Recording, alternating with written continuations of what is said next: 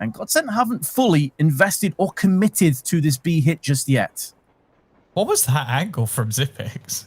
Like, that was such an odd one to sort of try and take. I've not really seen too many people do that before, but nothing comes of it, I guess. So I'm just going to try and take a weird elevated angle there.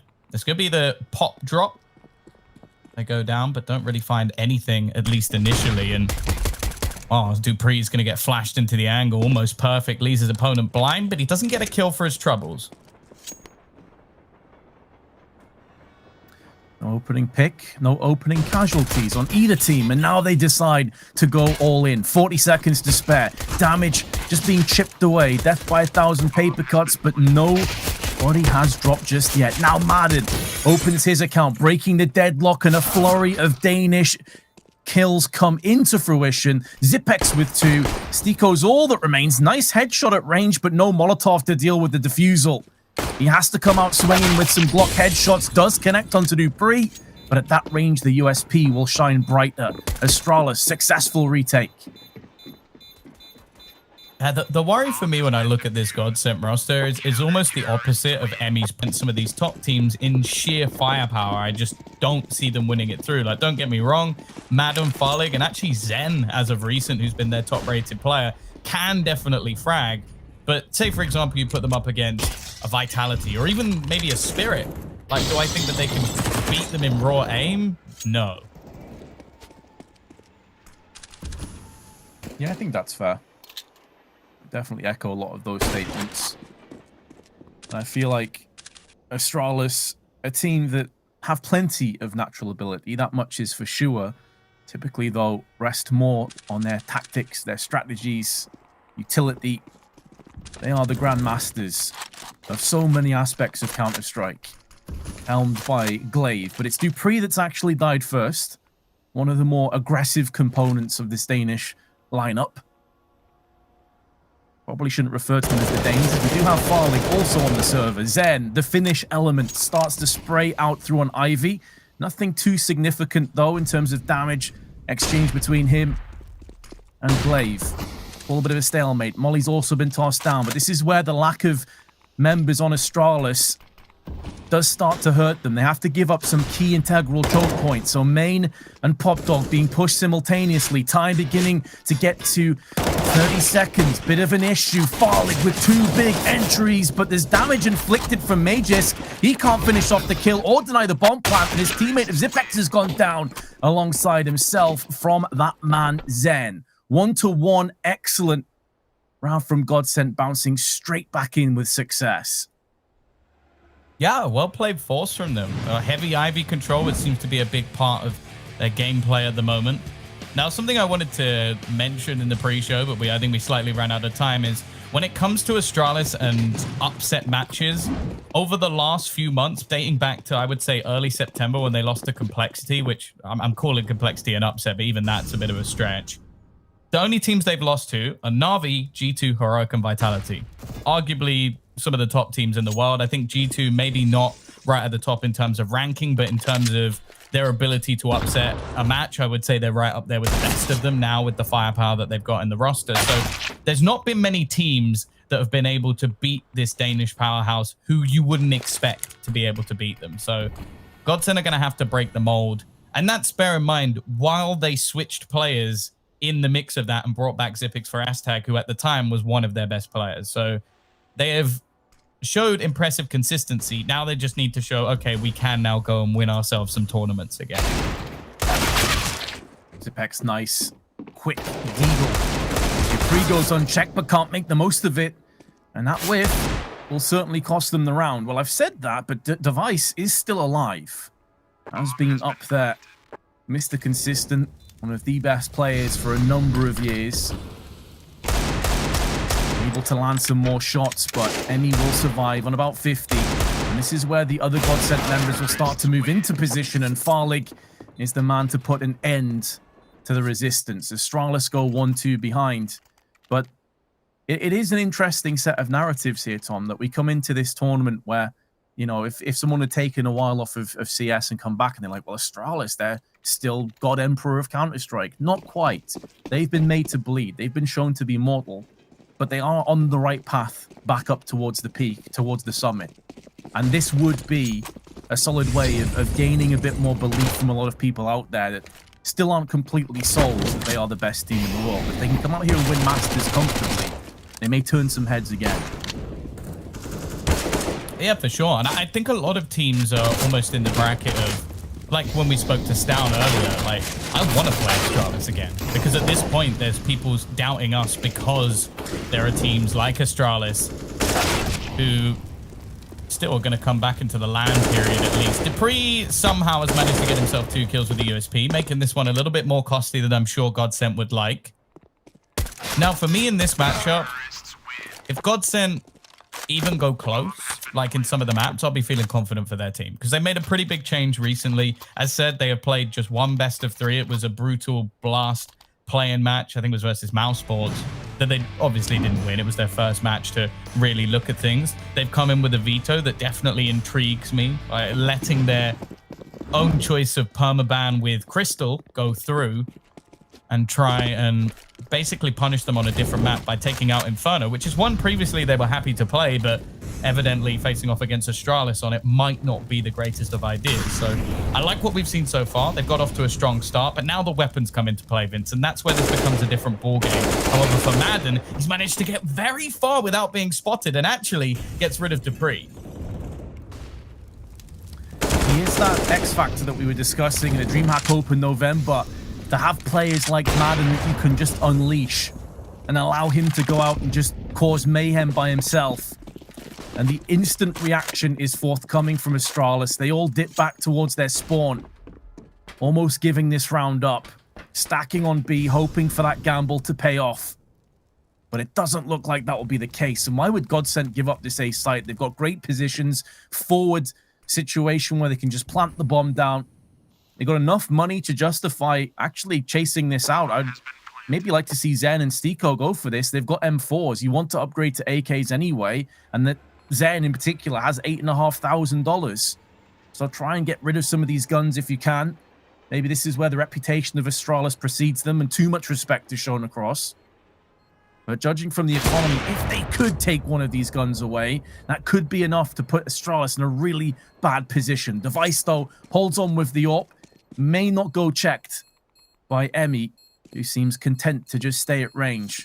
This does mean, though, that GODSENT hot off to a 4-1 lead. They did pick Train, should be mentioned, but on the T side, they're getting the better of it so far.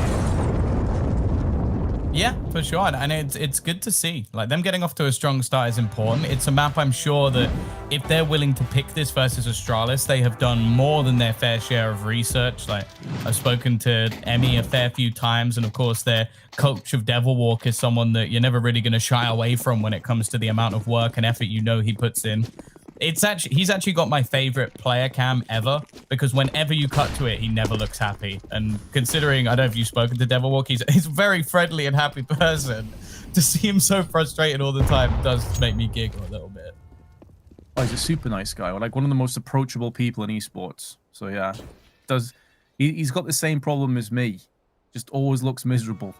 Even if I'm not, people think I'm just distinctly unhappy. It's just my face. I can't help it. It's the way I am. He's born with it. Exactly. Yeah, exactly. GODSENT, though, looking to try and pivot into another B play. There's so many Molotovs down that wherever Zipex walks, there's fire. And now he has to give up the site, funneling all of Astralis to the backside of B. However, all 5 of them are here. Make that 4. Farlig springs into life, springs into action, and snatches away Device in the process. Glaive trying to make moves up the side. No one's watching this from the T's, but it only cost them 1 life. And that could be the moment that finalizes this round, or perhaps not. Zipex and Dupree come back again for more kills. Farlig goes walkies, and Dupree strikes for another time. A 3K for him. And even though they didn't have a kit, they got those kills so rapidly that there's enough time for the defuse. Yeah, I think it's very easy for people to forget that there was a time in Astralis where Dupree actually took over the primary AWP role from Device. The man is a menace with that gun, so much so that even Device at a time was like, yeah, you know, have a go. Have an attempt at it. See if you can do it better. Obviously not the case necessarily nowadays. And in fact, in this round in particular, he's not even going to get the secondary to his name. But still a big round from him, and one that I'm sure GODSENT are going to be disappointed to lose.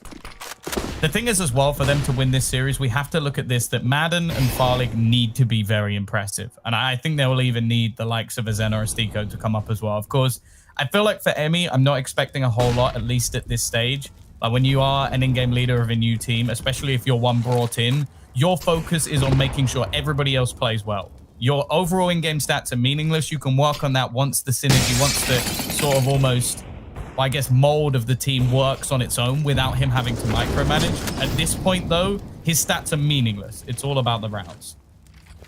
Exactly, and if you can mold that team and start to get some cohesion and effect, you'll also find, as a byproduct, your own stats will also improve. Exactly. It has a knock-on effect for sure. It's this tandem that you see so often in csglaive. Speaking of Emmy, has taken his head and collected it at great cost to his own HP, though, down to 8, but he won't be pressured from main. More of the CTs are there, laid in wait. Quick rotation over onto the A side. Astralis typically so fast to react and rotate accordingly. Such a good read of the game. And GODSENT, it seems like they've been paralyzed for the time being, mainly off the back of utility. There's 30 seconds to go. They've got to make moves, and they've barely got any real estate. Farlig's going to start things off well. Glaive's still in position, but he's desperately low. However, he springs into action at the perfect time, and Dupree and Magis will combine to give them a comfortable third round. A slow take from GODSENT, and to be fair, they did manage to get the entries. Unfortunately, Glaive was a thorn in their side. And something else we haven't really spoken about too much is obviously the changes that we've seen to the structure of Astralis. Magis taking over as an in-game leader, freeing up Glaive to actually be a little bit more aggressive, it seems, in the style of play that he has. And I'll be honest, if you told me that was an idea initially, I probably would have frowned upon it, not been too happy about the idea. And coming back later on, maybe this is just the slight tweak that they required. And I'm sure if at any point Magis needs a second opinion, there's not too many better players out there to ask than Glaive. Just a quick tap on the shoulder like, mate, do you have any ideas? I'm sure he's got plenty of them. And because he's not focusing so hard on micromanaging everybody else, just allows him to perform better and have more clarity. Great flashbang. Glaive supporting him with Dupree, who goes in, gets himself the frag. Madden getting tagged down from a molly, and also the HE, but it's the AWP of Magisk who picks it up for the secondary, who goes in for more, and then silences Farlig. It's a 5-on-2, and Astralis making that comeback a reality. There's a very rough patch of rounds after winning the pistol. They lost 3 or 4 in a row. And yet here they stand again, Tom. And it seems like this is going to be the ideal situation where not only do they get some rounds back to back, but if they keep all 5 players alive, their economy is going to start to boom.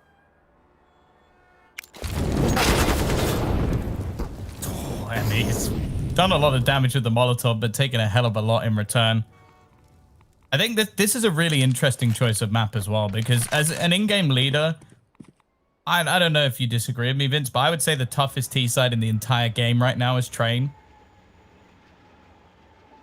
It's definitely up there. Yeah, I mean, Train is such a strategical map, and I feel like it can feel so claustrophobic and difficult if you come up against a rock-solid CT side. Like, you just feel at no point can you get easy real estate. If the utility's on point on A main, for example, as Madden found out, you just get shut down by HEs and Molotovs. You try going down Pop Dog, good luck to you. Try hitting B. It can be such a difficult map to crack open. So it's, yeah, I'd say it's definitely top 2 difficult sides to call on. So that's the thing. Like, Emmy going into this series, look, this was obviously the plan. As said, like, their veto clearly looked like they were trying to push Astralis maybe out of their comfort zone slightly, but that means you chose to start off your second match ever, first match in this tournament versus Astralis on the toughest T side in the game. Like, you have got to have a plan. Like, if you're doing this, there has to be some depth to this, because if they just now get bodied out of this, I'm going to be a little bit disappointed. So I'm hoping that we're going to see some specific rounds where somebody on this Astralis roster is pressured out of position. Yeah, and just to go a step further as well, like, not only are you kicking things off on Inferno, but also you're allowing Nuke to be played, which for me is, it's either neck and neck or maybe slightly less difficult, but it's a very hard side to make work. Both AWPs though chime in as 2 pistol frags came into effect from both Emmy and Stiko. Madden snuck around the back of dupreeh and now still alive on full HP. If Magisk's not careful, he may lose his life, but he holds his ground, as do Astralis. That's a great cost though, and that'll bring at least some of these players back down to reality as they have to replenish their purchase. Yeah, I think even if it comes closer, the bank of device with starting this round with over $11,000, I think we'll have them covered. And that's the real worry so far. That's probably the first round where we've really seen any damage come into the side of Astralis when they've started their winning streak. And a lot of that came off what? The 3 rounds they managed to get off the back of the force fire. Then we also had the 1 round where Astralis came in with one of the weaker purchases. Since they've actually got like a decent buy come in, well, I guess you also had the upset round that they managed to win. But yeah, the second they got everything in, GODSENT haven't looked particularly close to winning any of these rounds. And it looks like they're going to try and play a hero rifle in this one. This is something Madden does quite regularly. We see him actually quite often even go for a MAC-10 in some of their buy rounds when he has invested into this hero rifle, which he actually does play pretty well, especially on maps like Inferno, for example. But obviously they were the ones to actually take that map out of the pool. So not wanting to face Astralis, but as I said, that's understandable. I think Astralis have proven time and time again that Inferno is a map you do not want to face them on. Can also be a difficult map in terms of getting full set plays and plan Bs and Cs into effect after a very short period of time. So understandable. GODSENT not faring too much better in this round, even with the hero AK. Proving there will be no fairy tale ending in round 10. Grenade deployed perfectly. Shrapnel finishes off onto Farlig. Stiko at least has an M4 in his hands, so maybe he can make something happen here, but it does feel like we're getting to that point where best they can really hope for is a bit of damage limitation here, Tom, because they should be shut down the second they get out into the open. Magisk is proving to be quite the capable secondary AWPer, as if we didn't already know that. And there's Device with the primary. Zen goes down Glaive, but the rest falls into place as we expected. The GODSENT now, they'll have a buy. I wouldn't even mind them taking a pause before this one. Just give themselves a little bit of a moment to talk things through. As said, Madden quite regularly drops down to the MAC-10 in these sort of situations where he has invested into the hero rifle. They did a little bit of damage, but I would almost argue that in the last round, you wouldn't have really been able to, unless you were hoping to win the round with a hero rifle, which is bold. Even the damage you would have done doesn't really affect the Astralis too much at this stage. Already, as well, we've seen a tag onto Farlig, who's going to have to just scurry away in the early stages. And look at Xyp9x. Like, I feel like there's got to a point already in this match where Astralis are starting to take liberties. Like, we've seen multiple pushes now into the upper B halls, and there has been nothing to stop them. They've just been allowed to take this control.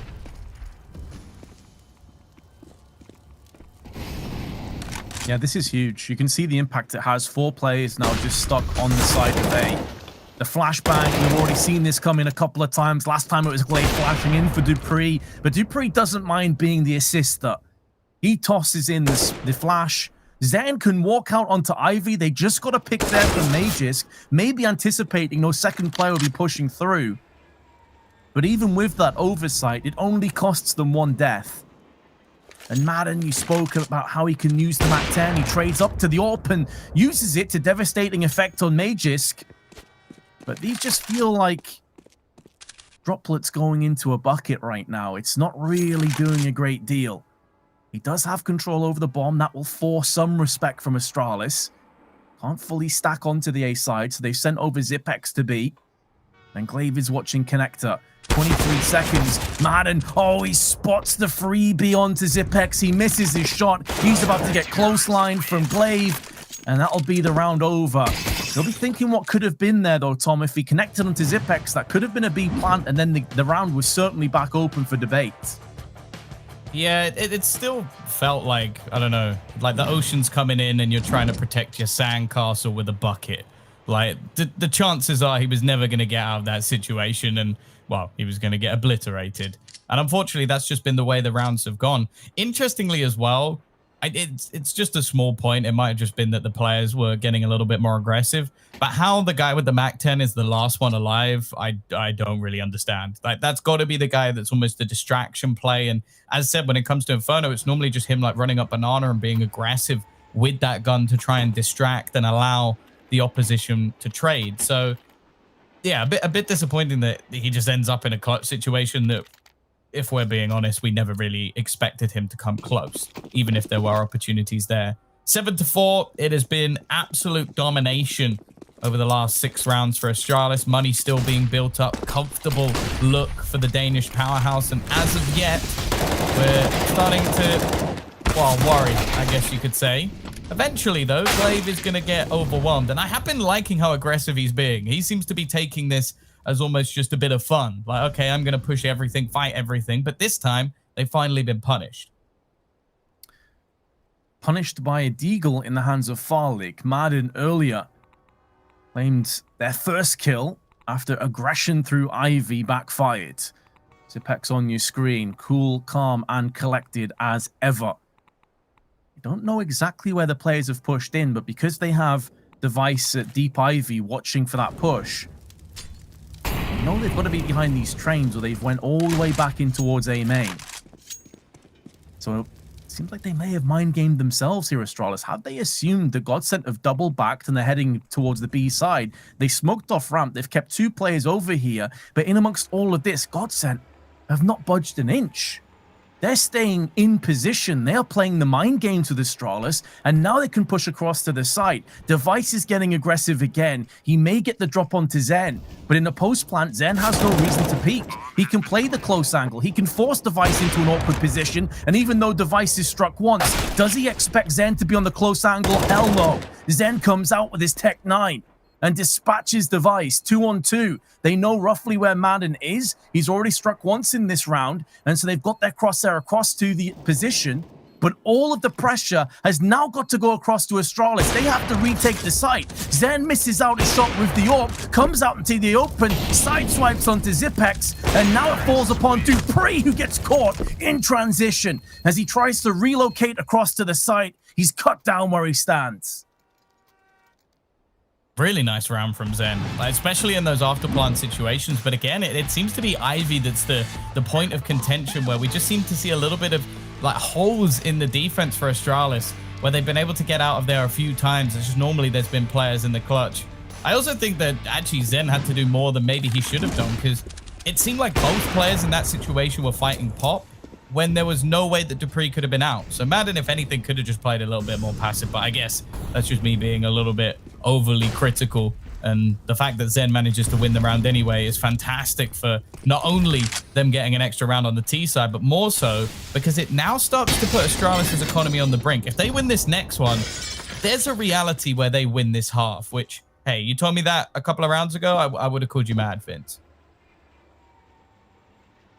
Yeah, this quickly got out of control for GODSENT, but I'm glad that able to get their hands back on it. And this is also as a result of instantly winning that second round and putting the pressure back on Astralis. It gave them a bit of foundation to build off. 1-4 trade, though, early on. Both kills situated around the B side of the map, which means that Zipex is getting flashed out, has to relocate. Damage inflicted with the M4, but Emmy comes out in ahead. Magisk, who was aimed in and would have had him dead to rights, unscoped at the very second he crossed over. That's unfortunate timing, which may cost them so dearly. Glaive, though, at least watching the back of Magisk, as all 3 of them culminate together and look to push back on the site. But look, there's 2 Molotovs, and there's no smokes in play for the Danes, even if they get onto the site. And that's a big query still. They have to contend with a Molotov of Farlig. They've got to put that pressure down now. Farlig peeks out with the AWP. He misses his shot, but now he can line up the Molly. Molly tossed in. Tech 9 switched across to make him more mobile. He can get up close and personal. Coming down towards the ramp. Has heard no smoke and no defuse on the site. Neither of them have a kit. They're going to have to stick on this. They picked up the kit, so they're going to have the defuse after all. And it's going to be heartbreak for Farlig. That was winnable, but he missed 2 crucial AWP shots. Yeah, that is unfortunate. Other than the shots, it was very well played, like his positioning, his movement, but unfortunately, he just doesn't land it at the crucial point. I have to say, Glaive seems to be just having an absolute whale of a time. Like, an incredible round from him, 4 kills to basically retake the site single-handedly, and he got the opening pick in the round. Like, maybe in-game leading wasn't for him after all. He's meant to be the star. Device, however, might have a few questions and queries about that one. He may have failed to get the #1 player in the world a few times, but there's no doubt that he is the crown jewel of this Astralis team. When you talk about consistently towards the top end of CS, there's no one really that can say they have the longevity of a player like Device. He's been around that level for so long. Mr. Dependable, he's not necessarily been their top player in this game. You've already highlighted Glaive, but Magisk, for me, has actually outshone him with the AWP. The secondary AWP, the IGL of Magisk, just putting down the pain and misery around this Ivy position. Farlig, a bullet away from his demise. Joined by Madden and Zen, and once they've slowed things down, Madden doesn't seem to have had that layer of impact that we saw earlier on. And maybe this is where the point that you raised, Tom, about Emmy coming into the forefront, not blaming him at all. He hasn't had enough time to gel with the team. Hasn't had enough time to go through all of their set plays, their plan Bs, their plan Cs. And it seems like they've run out of ideas, ran out of steam. And now they're being vented off by Astralis. 30 seconds, all 5 players remain on the Danish squad. And only Zen against them, but not for much longer. Astralis ending the half very solidly indeed. Yeah, coming into a 9-5 situation, looking to try and basically get themselves into double digits here. And unfortunately for GODSENT, they don't really have the money to go for a proper buy. I will say, like, sure, the rounds that we've seen since, like, the 4-1 scoreline have been fairly dominant, but there's been some opportunities for GODSENT, which I think is a fairly good sign. Like, getting into afterplant situations is not necessarily easy, and they've actually done a pretty decent job of shutting down Xyp9x and, in fact, Device, who have both been having a little bit of a rougher time. The problem is, well, Astralis are like a Swiss Army knife. There's many tools that they can use to obliterate you. Although maybe that's not what you should be using a Swiss Army knife for.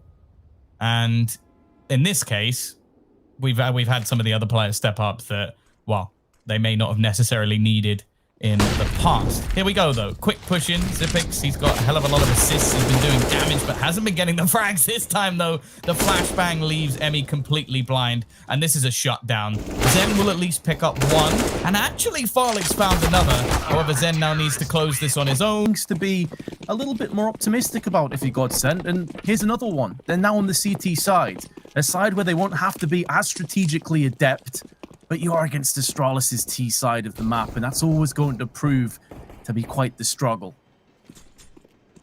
Yeah, Astralis renowned for being able to push and pull and mold people into the positions they want them to be in, and it's not going to get any easier from here. The other thing they're very good at is utility usage, so yeah, there's going to have to be a very good half for GODSENT, and I do think they might have needed to do a little bit more on their T side if we were really going to be singing their praises, especially knowing that their permaban is the next map coming up. This is a must-win for them if they're going to have a chance in this series. Quick push through from Glaive. He's almost become the entry fragger of the team, it seems. That nade is ridiculous, though.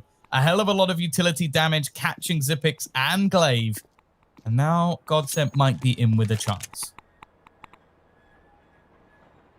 May very well be, but it feels like it may be fleeting at best.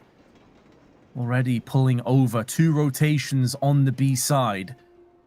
Seems like they've made their beds, and now they need to lay in it and hope and pray that Astralis don't decide to hit this A site instead, which is seeming more and more likely. The bomb now traversing over towards A main where Dupree is sat. They also have Device perched just outside of Ivy. It's going to be a fake. They're throwing in the smokes. There's no push down the ramp just yet. And in a couple seconds, GODSENT are going to realize it. It's delayed. They've waited a long time for this rotation, and already Astralis are getting way too close, but Emmy takes down Device, who is not anticipating that position to show itself. Madden, in the meanwhile, has to try and fend off against Ivy. Post-plant comes in. Good shot from Madden onto Dupree. And that now gives them another avenue of aggression back onto the site. He can wrap around the tees. This is such an integral play from Madden. It's allowing the rest of the troops to start to culminate through connector. And Madden's not slowing down. It's another headshot to him. And a successful retake for GODSENT. Madden, take a bow. That was nuts. That was just him running through and just like pre-firing random angles. Just like, okay, maybe he's here and then getting a headshot. Maybe he's here, getting a headshot. That was so sick from Madden. And those are the sort of plays that we sort of identify with him. Like there might be people out there who don't really know the story of how this guy ended up in this team. And it was basically that he played against GODSENT, did so well that they went, yeah, we're just gonna pay to get him on our team. I don't want to play against that ever again. And well, the rest is history. They've been together for quite a long time now. Obviously, there's been a lot of, I guess, a few turbulent times. Like there was the things that happened between him and Devilwalk, where it's like he's trying to be firm with him, trying to get him into shape. And I know that Devilwalk is someone who he can definitely lead this team forward, especially alongside Emmy. I think they're two players who, one being an ex-player, one being a coach, and then a player again, who could definitely find some way to make this GODSENT team right again. Do I think they're going to come in and be able to beat Astralis on their second match as this roster? No, still no, even with the pistol win. But there's at least hope for them here. And sure, a lot of this has come off to good starts from what we've seen in both halves, but you never know. Maybe if they can start this one off in a similar fashion, they have an opportunity, Vince. The problem is, Astralis are doing exactly what they did to them and investing into this round. However, they got an AWP for Farlig in round 2. I wonder if Madden actually bought the AWP and dropped it for him. He had to. He had to. Yeah, with that 3 kid. Because you also see that he's got Kevlar and Madden has no nades left. So not only does Madden just pull out the round out the hat, but then he has the selfless aspect of him, though. He's like, have the AWP, have this one, and see what you can get done with it. And Farlig has repaid that generosity in kind with the opening pick. And I agree. I mean, I don't think GODSENT will feel, of course, they're not writing themselves off. They won't feel super confident about this. Oh, it's all awkward for Device. He got stuck on the ladder. He couldn't move. And anyone that's played CS knows just how bad your aim gets when you're on the ladder. All over the place. You're never hitting anybody, and Madden stays in position. How is he still alive? How has he not died yet? Finally goes down to Magus, but he's knocked him down to 30 HP in the process. What the hell, Magus? Running down the ladder, no scope Steeko? Are you serious? Okay, if we don't have a slow-mo of that, then I might have to leave the broadcast, because that's one of the most... I don't understand. How did that land? It looked like he was not even looking anywhere near him. Literally I just... can hear a few... Oh, God. Just as I said, on ladders, your accuracy is garbage. He goes and does that, like 2 seconds later.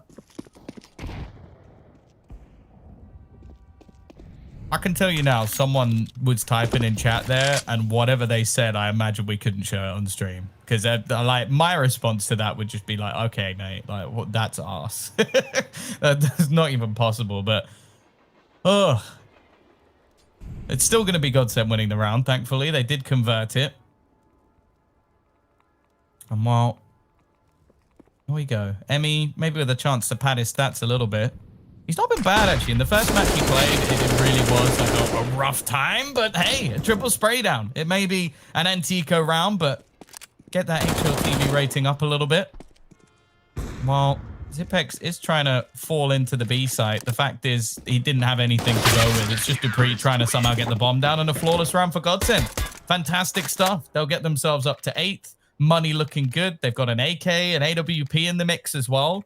And now finally we're going to see the buys from Astralis. Now bear in mind, this has now been a pistol win and the follow-up rounds. And then previously we saw them get the upset round in round number 2. So this scoreline is still padded. Astralis have won the majority of the buy rounds, but this is still a way for them to get back into this map. It's their map choice, and now they're on the CT side.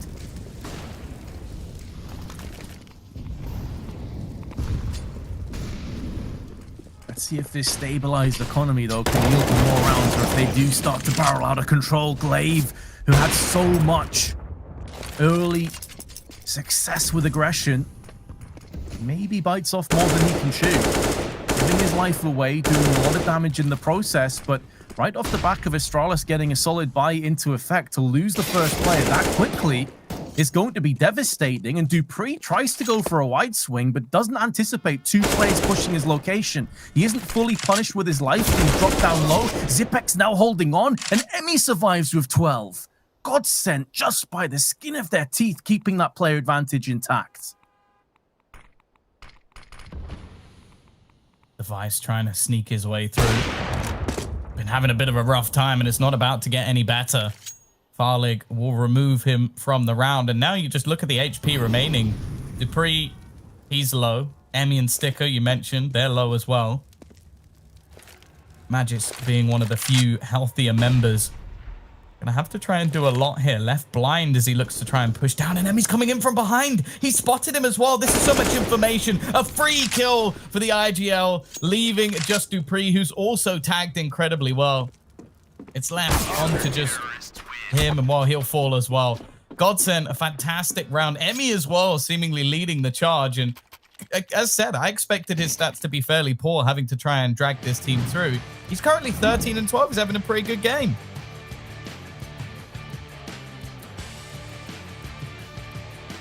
GODSENT impressing me. I've got to say, I feared the worst for them after the first half went pretty off the mark, honestly. It was looking like they were going to get at least 8-7. Suddenly fell into the abyss.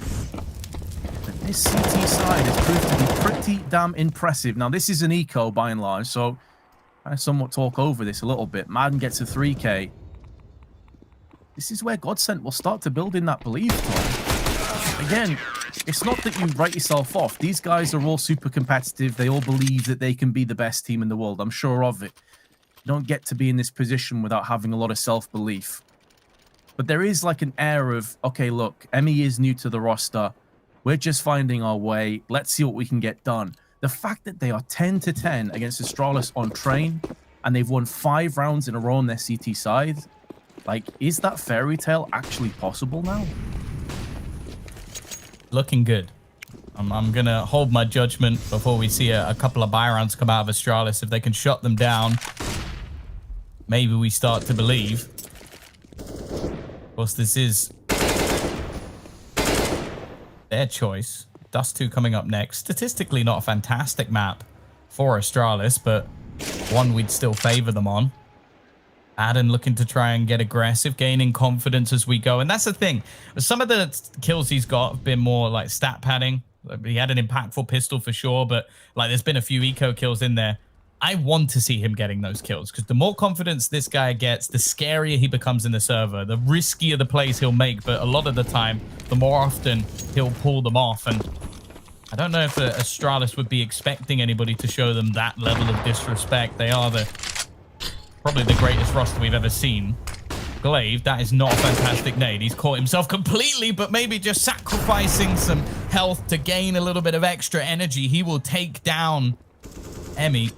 And that's not the start they were looking for. Zen, however, has responded. Xyp9x has not been winning a lot of duels when it comes to this B-side play. Sticko, in fact, it's going to go through. It's just ruined dupreeh on the way past. Device finds a trade at least, but look at the time. They're running out of it. 25 seconds left. Farlig drops magic. Zen's still going strong, and it's left onto Device. And does he even have time? He has time, but he has to get a kill right now. And with 2 players over on A, one being in connector, that puts even more pressure. And I think now he's realized that unless he could have got a pick the second he peeked out of Pop Dog, that round was over. GODSENT will take the lead, Tom. 6 rounds in a row on their CT side. And it goes to show how confident Glaive is in his own ability, that he's been shut down now a few times in Pop Dog and still went in there and still got success. But then everybody else on his team got repelled with ease. GODSENT don't even look like they're sweating now, Tom. Like, this seems comfortable for them. Yeah, I think as well, the thing I'm most impressed with is the fact that they are making plays which, again, I feel like a lot of teams wouldn't be making versus Astralis. Like, we know them for how well structured they are, how difficult it can be to make aggressive plays versus them. And just look at Sticko. He just almost runs and guns and just rips off Dupree's head. You've got Emmy, even though he didn't win the duel, went very aggressively into Pop. Zen as well pushed up the B ramp. Like, they are just looking for fights. They are looking to challenge Astralis. And right now they're winning. Like, they are winning those duels almost every single time. So I don't know if Astralis are just being caught off guard by some of the plays that are currently being made by GODSENT, but they need to wake up because this map is slipping away from them. We had our doubts, we had our question marks over the veto. Maybe something that we can pose to the players after this best of 3 is concluded. But we also said it's really not a bad veto for GODSENT. Zen, in the meanwhile, though, now needs to hold the line as a whole bunch of T's rush towards him, but Dupree separates himself from the pack. Device at least gets the avenging blow onto Zen with the AWP. And now Farlig takes the initiative. He pushes forward. He wants to shut down his Danish brothers. Device now standing alongside Glaive. It's a 2v4. He's already got one, but Farlig death from above, leaving Glaive to show us just how aggressive he can be, but he walks out into the hail of bullets. And GODSENT now extend their lead to 2. Emmy might actually end this map as the top fragger in the server. Well, he's wrecking them at the moment. The last few rounds have been very impressive, and sure, we got a couple of kills finally coming out for Device, but yeah, if you told me going into this game that we would have both Device and Zipix being outfragged by Emmy, I would have asked what you're taking. Like, let's put it that way. But that's the case at the moment. Again, we're going to be back to pistols for Astralis, seemingly struggling a bit now on this T side. I wanted to give them the benefit of the doubt that we hadn't seen many buy rounds from them, but now a couple have gone past and they've gone with the win. GODSENT are winning these cleanly. Farlig, $12,000. Zen, $10,000. But Sticko, well, he at least is going to have to rebuy going into the next round as the Deagle of Device finds one. Madden, the flash is a little bit late. He'll survive for at least a time, but Zipex has found the trade. Emmy retrieving the AWP and going to look to try and use it for himself. But this round is doable now, Vince. Even more doable than Zipex has carved a path through Zen, and Device has let the Deagle do the talking for him. Emmy, the man of the hour. A man that's been playing pretty solidly, has missed a shot that probably costs him the round. And this has been one of the worst buys that Astralis have had to their name on this entire half, with Deagles. Upgraded pistols, and that's basically it. And now they can transfer their bank balance and they can transfer their arsenal of weaponry significantly. And they want to take down Emmy. They want to make sure this AWP plays no further part in the round. They can buy more, but it'll be at the great cost of their finances. That being said, though, Astralis need to make sure that they don't get too carried away. Although they will be able to buy even if all 5 die, it's more about the bigger picture that starts to come into fruition. The round is over, that much is certain, but it may seemingly like he will hold on to the AWP after all, Tom. Astralis did go in, but it was more half-hearted and disjointed, and they got punished. Yeah, the problem still lies, though, that after 7 rounds in a row on the CT side, the first round they lose is to Deagles. And sure, there's some pretty ridiculous shots coming in, but these are rounds that you don't really want to be punished for, especially if you read the economy correctly. Like, you see the positions, pretty much all the Astralis players are getting kills. A lot of the time, it's close angles where you kind of want to try and avoid that. So I do wonder if GODSENT might have slightly misread the economy in this round, because they were getting quite up close, and that's not really what you want to be doing. Nonetheless, they do have a purchase back in, as you mentioned. A double AWP setup will remain with Farlig and Madden picking it up. They're still going to leave Zen as that solo anchor, but he's been doing a damn good job so far. We'll see if he can continue that, though, as it looks like he might be about to come under pressure once again. 4 players down on box halls. That definitely seems to be the case. Smoke is still up for a while. Magisk takes hefty damage from a grenade, I believe that was. Down to 52, he falls. It does seem like Astralis will just wait for this smoke to clear, and then they'll go all out aggression. Let the grenades and bullets fly. Zen flashed at the back of the site, looking to relocate. If he can get a couple kills, that would be massive for his teammates. It's unlikely he will survive for much longer, but he comes out with that flashbang, takes down Mages, puts it into a 3v5, and has also stalled the bomb plant. Then it goes back in for even more damage. But in the blink of an eye, Glaive and Device tag team each other in for 3 of their own kills.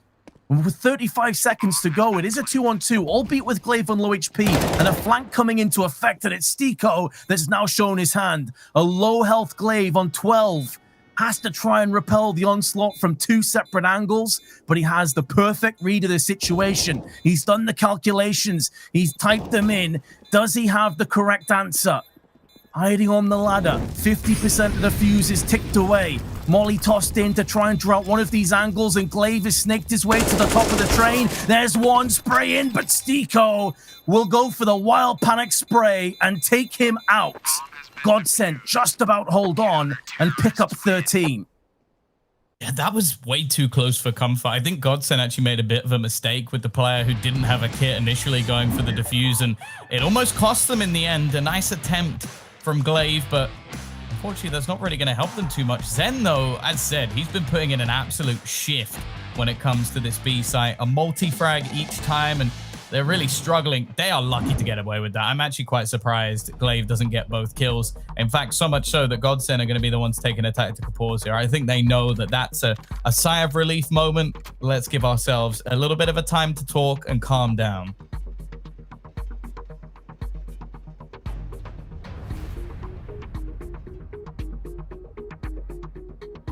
Yeah, I just wonder what Emmy must be saying to the troops right now. 3 rounds shy of taking the first map and potentially causing quite the upset. Astralis on the other side of the coin, though. Down but never out. I've managed to force together a buy, and it's a solid one at that. Dupree sacrificing the AK to get more grenades. Fast play may be imminent. Flashbang's over, but a well-placed incendiary keeps the T's in position, and Stiko getting the first again. They rush through the fire and the flames, but that's into an early grave. And Magisk is the only player from Astralis that has battled back. Yeah, and it looks like he might be the only one to do anything. He's gone down. Glaive trying to make a push through the Molotov. It's a miss, though, from Farlig. And this has been the man who's probably been the best player, at least going into the T side especially. Glaive has at least given them some glimmers of hope. Has a chance to take another duel, but he's not going to win it. Madden will close him down unless it's onto the Clutchmeister himself. He's been quiet this game, and he walks straight into the hands of Zen. 14-11. We sort of cast GODSENT out after what was a pretty poor first half. They managed to only really get rounds off the basis of the pistol, but when it comes to their CT side, they've been stellar. And in fact, it's been Astralis that have managed, well, they managed 1 round, Vince. That's it. 1 round, and it was off the back of pistols. Astralis on their T side as well, man. Like we were kind of talking about this when the roles reversed, and we're saying, oh, look, GODSENT, you're on the CT side. There's definitely some bonuses and some benefits of that being the case, but you are up against one of the most strategically adept teams on the planet. A team on train that they know their way around this map, no problems. 1 round. And for the most part, most of these rounds, to my reckoning, Tom, have been pretty comfortable for GODSENT. You've had a couple of like 2v2s, post plants, but I believe there's only been 1 or 2 rounds have actually been defusals. So not only have GODSENT by and large been flawless on this CT side, but even the rounds they've won have been pretty convincing shutouts. Well, another example of a superb nade, but more of a panic from Zen, and he's been overwhelmed. Look at the utility damage, though. So many players have just been wrecked by the amount of grenades thrown by GODSENT. They will get a bomb plant, get themselves into position. This is not a full investment from Astralis. This is an attempt to do a bit of damage, steal a round. A double nade from Emmy as well. Zen, you can see, is already starting to celebrate. I think he knows this round is going their way. It's only Magisk left. 1v4, Deagle in hand, and he gets absolutely nothing done. It will be 15 for GODSENT.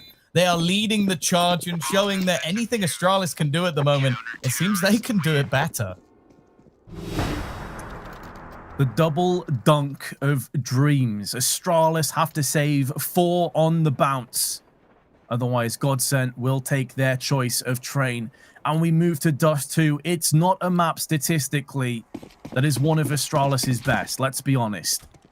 So it's not out of the realms of possibility that we may be about to witness something truly special, truly surprising. We talked about the early games. We talked about how many of them were close nail biters. I think both of us would have put this down on paper to be one of the more one-sided affairs, and yet it's been anything but. Device has an AWP again, but he hasn't really done too much with it, if I'm being honest. On the CT side, it was mainly Magus that was landing the AWP shots. Very different go of it, though, of course, having to be more aggressive and get entries with the AWP now. But Astralis are playing fairly standard. Glaive trying to bait out some damage from Madden, who's already used his smoke. Still plenty of time left. Now, can GODSENT continue this incredible CT side and tie it up right now?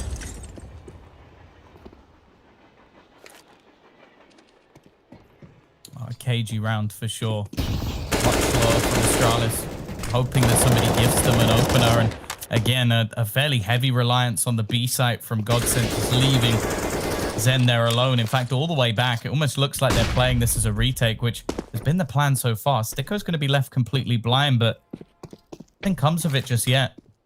They're still yet to really take any map control at all, in fact, and Sticko's just going to fall back to try and group up with the team. They've read that this is going to be a B play, but then some grenades start coming out towards this A site. The bomb's still very far away as well. If it is going towards B, they're going to have to get a move on. 20 seconds, Vince, but Glaive has got them an entry. Madden is here, the rotation's coming, the push comes through, and Glaive has taken this into his own hands.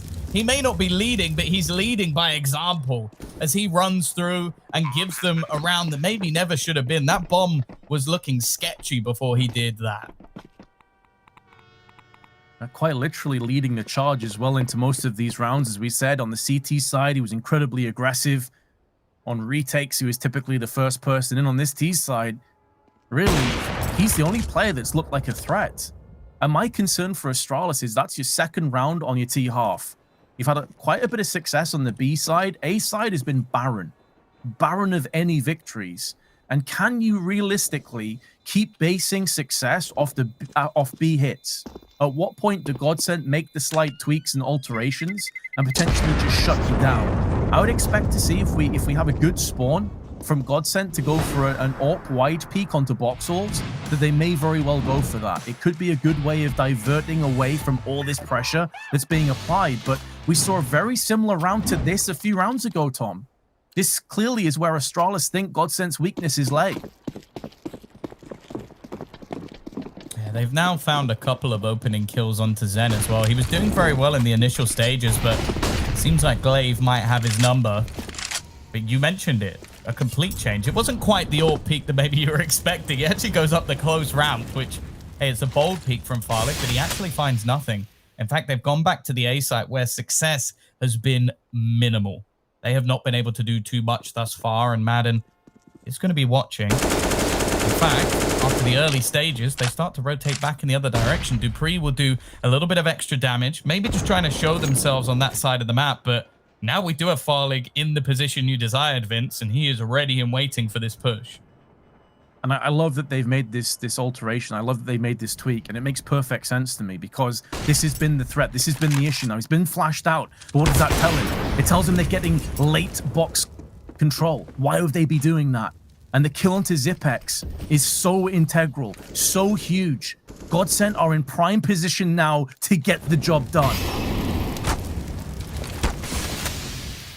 Oh, it's a bit rough from Emmy. Takes a little bit longer than he probably would have liked. They've got Sticko actually now. Secondary AWP because of the HP. A few tagged players for the side of GODSENT, which definitely give the opportunities. But again, the time starts to get low, Vince. It's 30 seconds. And the last time they relied very heavily on Glaive getting them an opener. I'm not so sure they can rely on that every single round. 20 seconds is all they have left. They're setting up their grenades as they go for the push. It's a missed shot from Sticko, though. That could be enough as Dupree now runs in. Emmy just trying to survive on the site. He knows if he can drop the bomb, that'll be enough to win them the round. Just 10 seconds left. Farlig's dropped another. They hear the bomb being planted, but they're patient. They're waiting. It's all falling apart for Astralis, and GODSENT have done it. They have taken the map pick of Train. Not something I necessarily expected to happen. I'm not even sure it's something I wanted to happen for the integrity of this tournament, knowing that Astralis are one of the favorites. Farlig the whole time. Dust 2 is upon us, though, Tom, and we had some doubts, some interests coming into this. Not a map statistically that really is fantastic for both teams, but again, Emmy coming into the fray, maybe him instead of Crystal. This is a map that he prefers, one that he'd like to work on a great deal more. So maybe they do have a few things up their sleeve after all. But Glaive also said in the pre-game interview, you know, there's a bunch of stuff that we have to bring out. Well, listen, now's probably the time there, Chief, because you lost the first map. Yeah, and in recent form, they did manage to beat out Mousesports, and in the Mousesports game on Dust 2 for Astralis was 16-5. So let's not sit here and say that we doubt them completely. This is definitely a map they can play and can win. It's just versus the top teams in the world, they've had some struggles. The question will be, can GODSENT recreate some of the magic that they've already thrown out? And they might be in for a nasty surprise because it's a fast push. Hugging the close wall has given a lot of space to Astralis and already given them the opener. Yeah, the opening pick is good, and Stiko and Zen have both been obliterated down to around the 10 HP mark. Madden at least getting one. He had a lot of success in the pistols on Train, but his days are numbered, as are GODSENT's, it would seem. Looking to boost up, do get a bit of success, but the smoke is still in play, and Device keeps just putting these speculative shots through there, anticipating that he's about to get peeked, which is the correct assumption. But Dupree is the player that is making all the shots stick, all the shots land. Not so much for GODSENT, who unfortunately have to go for a save. Two players yet to get off the mark. It's Emmy and Farlig. Astralis, again, a lot of presence being shown across on the B side of the map in tunnels. They did this last round. Seems like it's a consistent theme. Keeping their options available to quickly wrapping around on B, so GODSENT have to respect that. Originally having two players on site, have now drawn one across back to middle to join Stiko around CT side. They do have a bit of utility still at their disposal, but Astralis playing it slowly, but they're getting the rewards. Device gets peeked by Farlig. It's the AWP that's been dropped, but at least it's in range of Zen to pick up and go use it on B. But he may be about to get wrapped on. And an AWP against the full-fledged T side, it's not going to yield too many results. Glaive actually throwing the smoke to try and block off the peak from the double doors. So it allows them to go for the wide swing, knowing the AWP was dropped down here. And there's a likelihood they could get peaked from window or doors. I like the play from Astralis. They're being super careful. Oh, as a result of that, I think Glaive has pushed through the smoke. Has Madden seen him? Look at Madden's eyes. They were wide. He knew that Glaive was there. He's like, where is he? Where's he hiding? The man has wallhack in his eyes. That's basically what I've just learned out. He spreads them a little bit wider, and he somehow knows that Glaive is there. I don't know if they bumped into each other in the smoke. Maybe that was it, but he's got a rifle. Quick pick, spots the man above, and Madden goes huge, but it might not be enough. He's found himself a couple of kills, but the fact is, Zen already looks like he might just be trying to save this up. The remaining two players of Astralis are not going to be peeking. He might be able to catch an exit if Dupree goes for the cross. But at the same time, I don't know if it's worth the risk of this AWP. Like, the money for Astralis is not going to be in the gutter. Whereas if you think about what's there at the moment for the CT side, every little helps. That play from Madden was absolutely outrageous, by the way. The fact he gets 3 kills, okay, fair enough. The first one, the timing favored him through the smoke. But those 2 kills, the last one, the clarity of mind to instantly pre-fire at the top of the site is so good. He saw the shadow briefly and just flicked straight up there. So well done. Unfortunately, we kind of touched on this at the start of the round. They have tons of cash, Tom. So, I mean, sure, we got a couple of kills. Not that it really matters a great deal for Astralis. They can easily buy those weapons back. But you're just seeing glimpses of what GODSENT have to offer. The problem I'm seeing at the moment is the players that we sort of highlighted from the last map. Emmy obviously being a bit more of a surprise, but more importantly, Farlig has had a quiet start to this game. And that scares me in the sense that, like, once Astralis get rolling, they're very, very difficult to stop. You can already see they're going to go for a timing peak onto long. Dupree has been gifted the AWP because he has that timing spot. And actually, both players miss. That is not the result it was expecting at all. There needed to be death. Someone needed to fall. And while Farlig goes back for more just to make sure the prophecy comes true. It's pretty wild that neither player even landed a leg shot. Just straight up both missed. See that again in slow motion to fully decipher what the hell happened. Emmy, though, taking the initiative, playing aggressive on Catwalk, is sick and tired of being pushed and bullied around from the Danes on Astralis. Takes matters into his own hands. And now Zen is peering down middle. Flick on to Dupree. That should be the round falling into place for GODSENT. Better late than never. Now Astralis try and do as much damage as possible. They still have a minute to play with. And the fact that they both have plenty of utility, they can smoke the cross.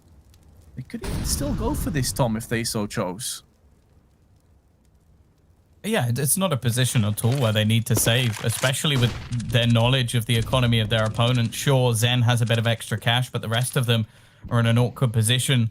Even a couple of kills here would probably be more valuable than just saving the weaponry, although they are taking their sweet time if they are planning on moving. 5-0 up.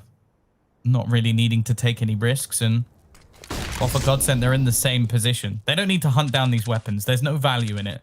They need to make sure that their own economy stays strong, especially on that CT side, and especially because they've been enjoying a double AWP setup, be it Madden or if when he dies, it drops into the hands of somebody else. It does look like the clock's just going to tick down. A slightly uneventful end to the round, but one that I'm sure GODSENT are going to be quite happy with.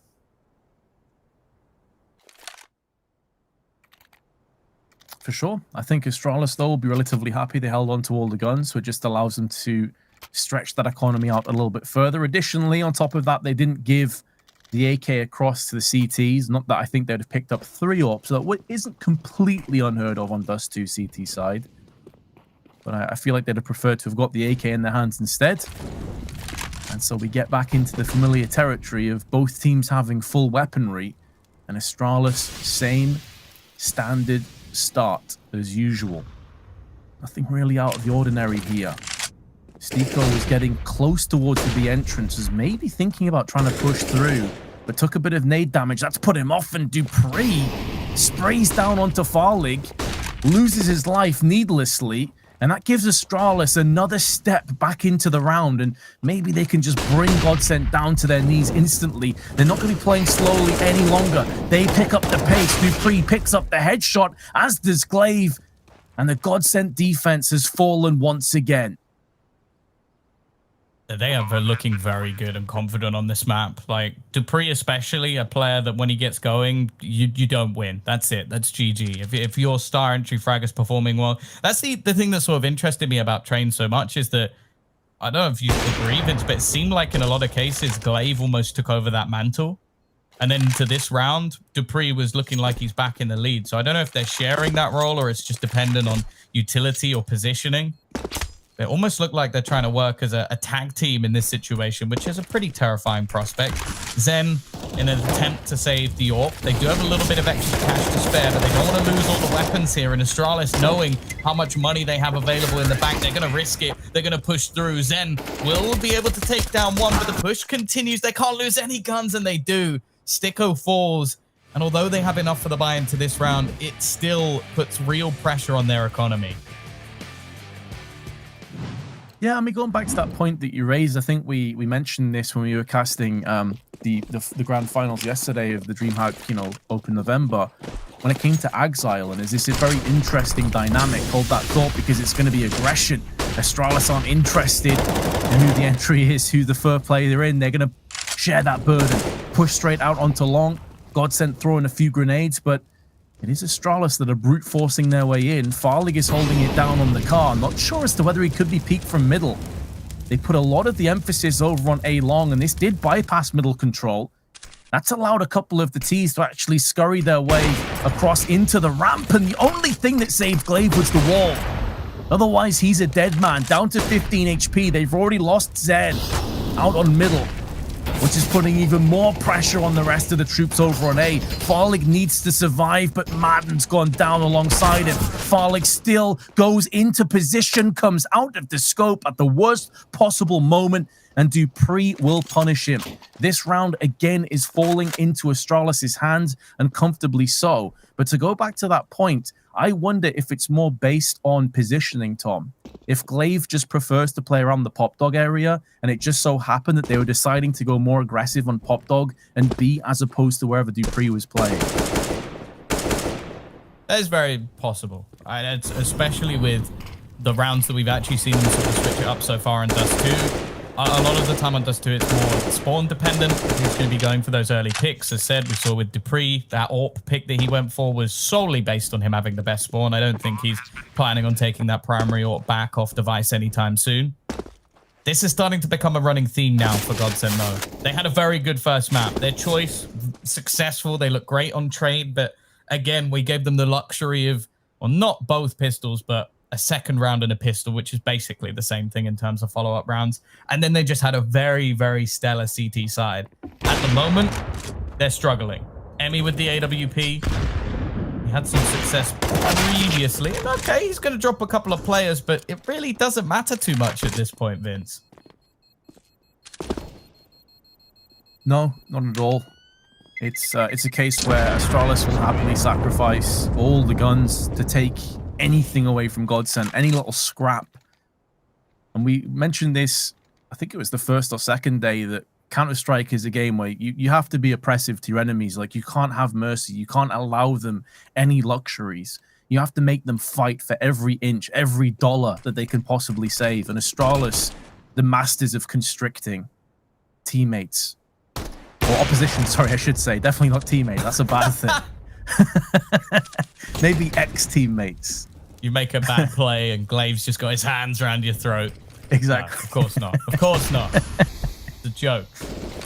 Sorry, Glaive. Don't hurt me. Either way, we are looking like they're going to try and set up into this B site. A very good hold, in fact, from GODSENT. They've got 3 players here. So if this round goes wrong, then we ring the alarm bell. Somebody can go spam into the bell on Inferno and start dinging away, because they've got everybody here. If they don't manage to win this round, then I think it's going to be an absolute slaughter, and it isn't looking too good. The nade comes through, but Stickle goes down, and they trade not even evenly. They get an advantage in this situation. You're not retaking this B site, GODSENT. You need a miracle, you need a mistake.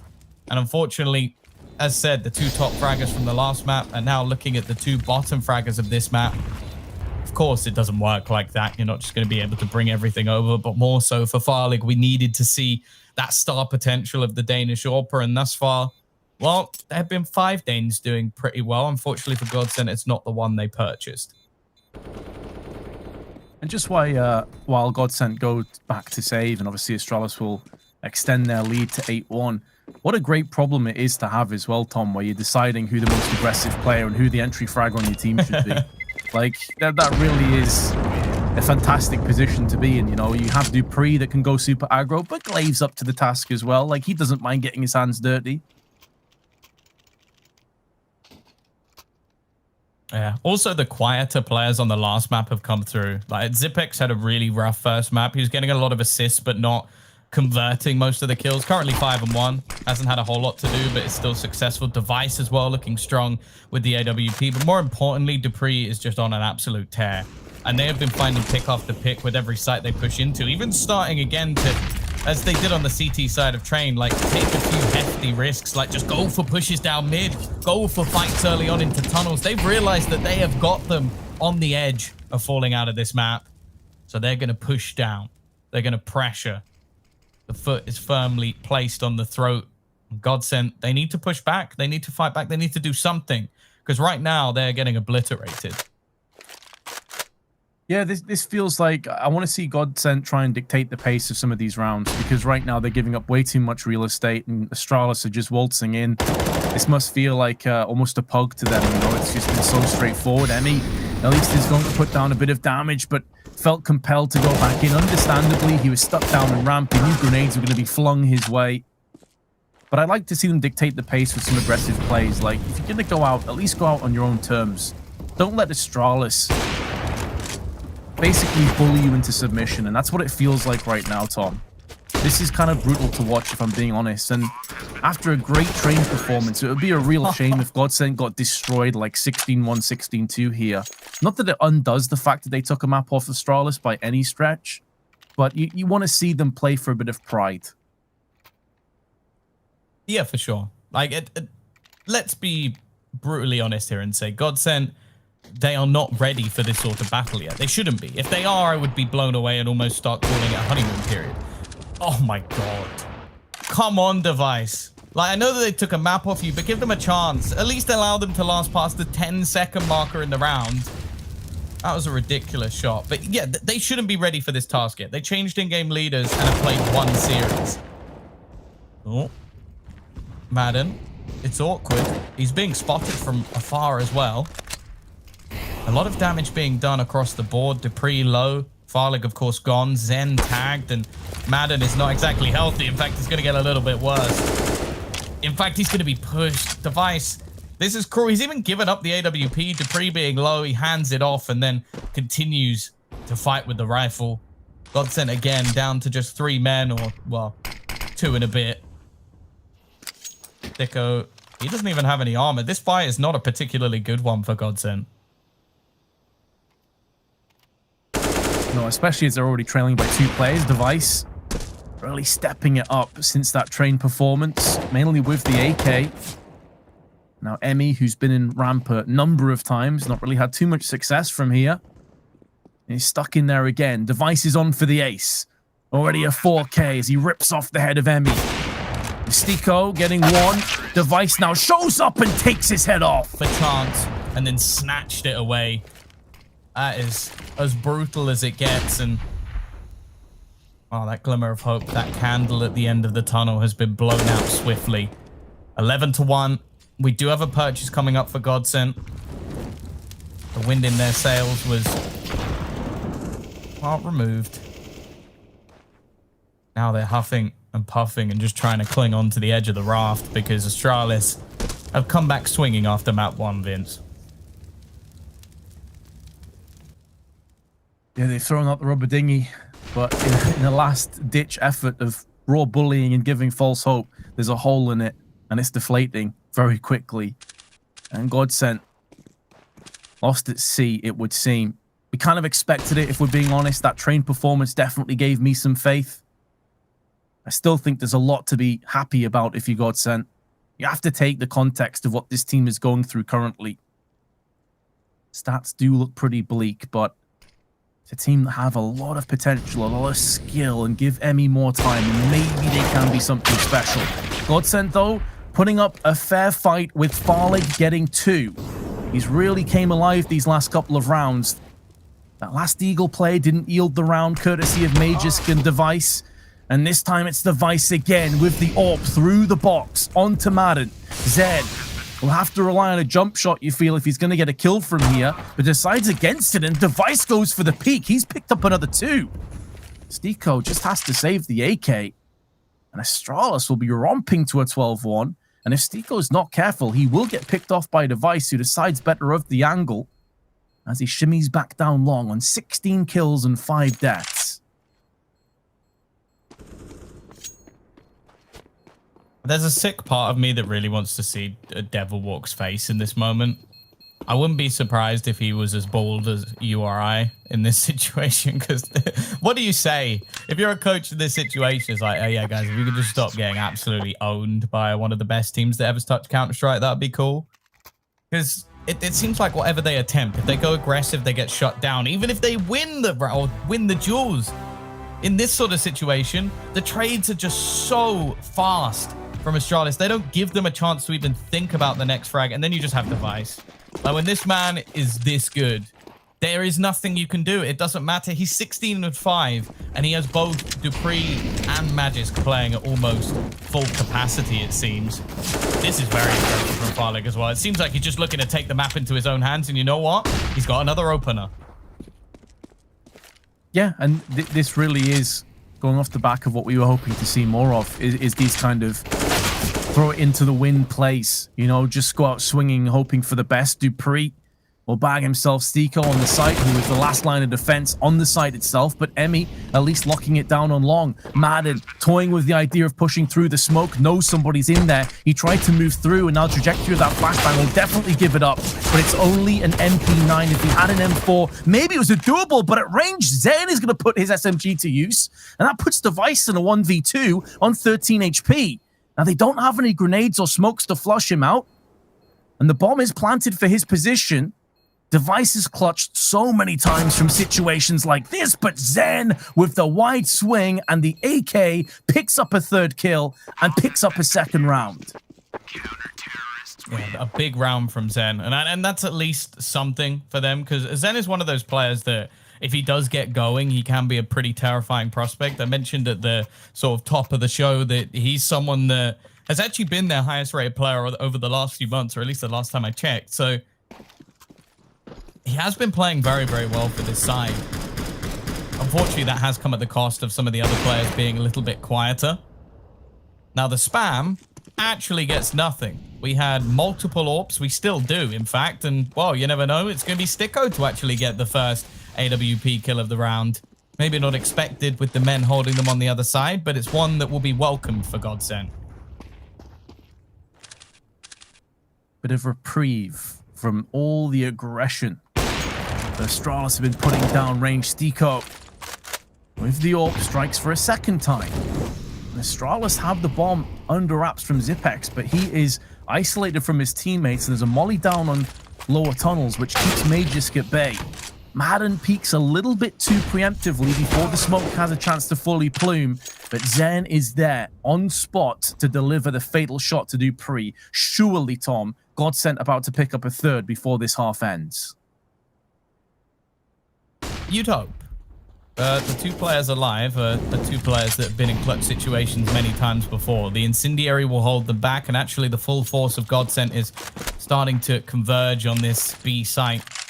They've been locked into the tunnels. You can see that Stiko's in a good position, and Emmy, a bit of a risk, but he still just patiently waits for the remaining players. No, he has support, and Zen is already going to put one of them in the grave. Magisk left, low on HP. It will be a half at least closing in the favor of GODSENT, but they are 12-3 down and need a miracle to turn this around in the second half.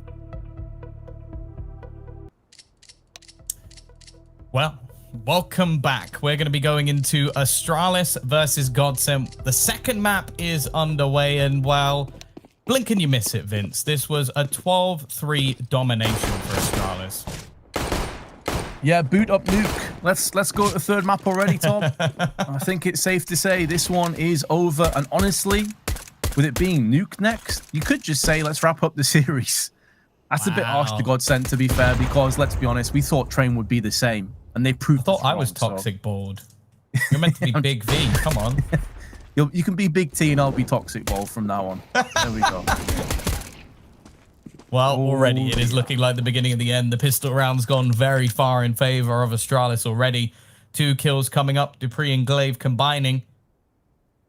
Stiko, he's got to be careful here because Glaive is still lurking in the corner towards long. An irritating position to clear. He rounds it and oh, he's going to get a shot off, but that will be all. A double up.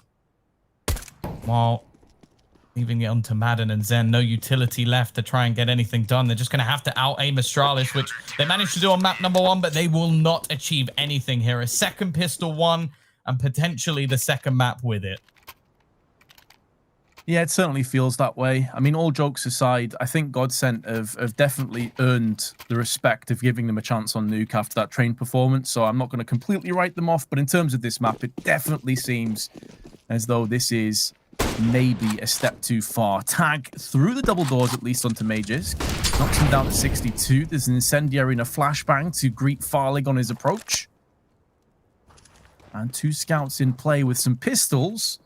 May have GODSENT getting hot and heavy with a fast push, a fast play. They have utility as well. All players have smokes, so they can throw a ton of these out, but it could end up being An overinvestment that doesn't really pay off at all. No dividends will be firing their way.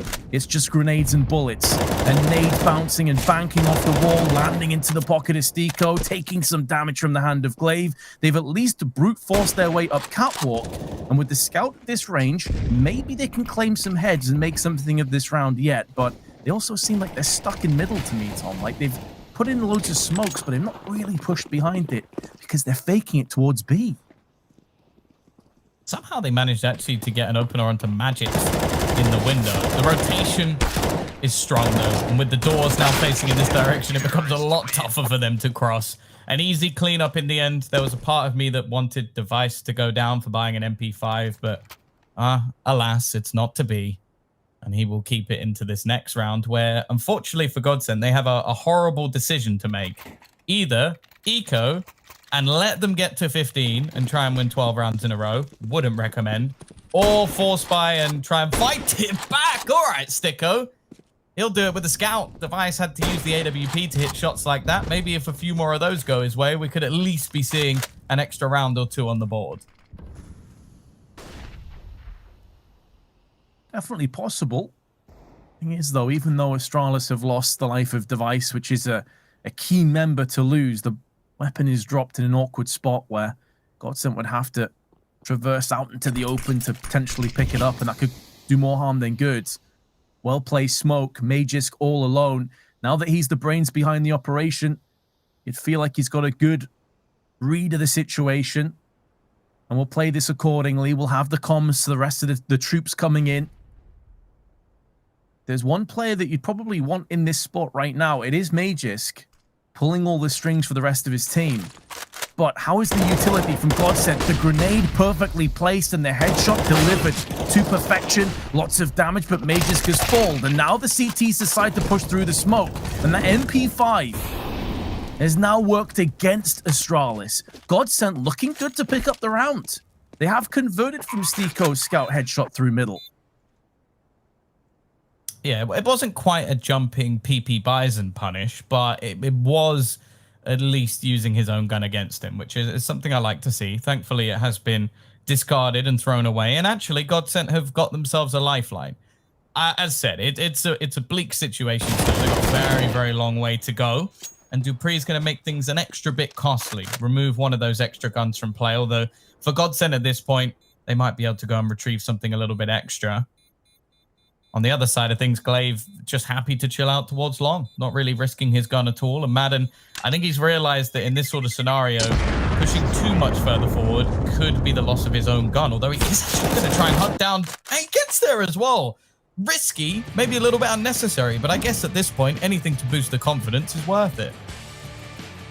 Yeah, and I think at this point, you kind of have to take risks, right? Like, you have to try and nullify the opposition economy as much as possible, because that really is a ticket back into this match. If you can keep the CT economy down in the slums for 2 or 3 rounds of Astralis maybe over-purchasing, it's a way for GODSENT to start to string some together and build their confidence up, like you spoke about, that momentum. Get that mentality under wraps, but Dupree's for mass spitting fire at Madden, who's had a bit of a rough go of it, was very impactful on Train. Really yet to find his mark here on Dust 2. Zen and Glaive, pretty much identical trade. 1 HP difference in it, which will favor Zen. But there's Stiko again showing up when it's needed to be counted with that scout. 3 Molotovs tossed towards the back of the site with HEs designated over on the CT. They do fire a few speculative shots through the smoke, but nothing too significant. But now there's some damage coming in. They look to try and boost over. Dupree coming out worse for wear, but still sprays down. And Glaive goes in on Zen, leaving Sticko with his scout and Farlig's AK on a weakened body alongside it. And there's bullets raining through the car. Scout shot misses the first time, but Stiko connects 2 in a row and puts this round in close proximity. Farlig's gone down. Stiko's on for the ace. He's on for the clutch. He's on for all the accolades. And that's what GODSENT require to just hang on by a thread in this game. That's how good Astralis has been. But can Stiko be up to the mark? Misses his chance perhaps, and down he goes. Live by the scout, die by it. Beautiful effort from Stiko, though, but Astralis now have 11 map points. Yeah, a brutal way for that one to fall apart as well. They finally came in with what looked like a better buy than the one that Astralis had, but the Danes still make it work. And even with some incredible shots from Sticko, you forget that he actually kicked off the round with one as well and a tag through the doors. Like, the guy is doing over 300 damage. Can someone step up to the mark and help him out a little bit, please, here, GODSENT? Because this is not the man that we normally look to be the carry of this side, but unfortunately, Madden, a bit quiet. Farlig not quite been there. Emmy not putting up anywhere near the numbers of the last map, although, as said at the beginning, that was a surprise. Nonetheless, it is looking like the end. A first kill already comes up for Device. He has been phenomenal in this map. Night and day to what we saw in the last. Now, is there anything left in the tank for GODSENT? Does seem like fumes are all they have left. Dupree, though, and Glaive, both wide swinging middle, get punished. And lives are deemed forfeit. Magisk up on the window also could have some help from Device, who is on the other side of the smoke, waiting to pierce through there and show his hand. But a Molotov there to greet him. It's well placed. And now GODSENT changing up their angles. They're going into tunnel. Could be the final play of the map. We'll see Magisk trade out 1-for-1.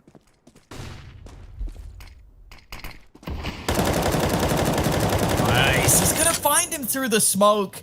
It's gone from bad to worse, and now Sticko's left in a clutch situation once again. He's gonna take a risk, or so it seemed. A little bit worried that there might be both players around this angle. He knows he needs to try and turn this into a 1v1, but I don't think he's gonna be given the chance. Xyp9x is waiting back. He should know now that both players are gonna be around this angle, trying to bait them in, but there's plenty of time, and for Astralis, they almost want to know that he's stuck towards this site. The plant coming through. Device even baits him with the footsteps. He's just playing with his opponent here. Sticko trying to mind game Device, but it's just not working. And eventually Device will kill him through the door.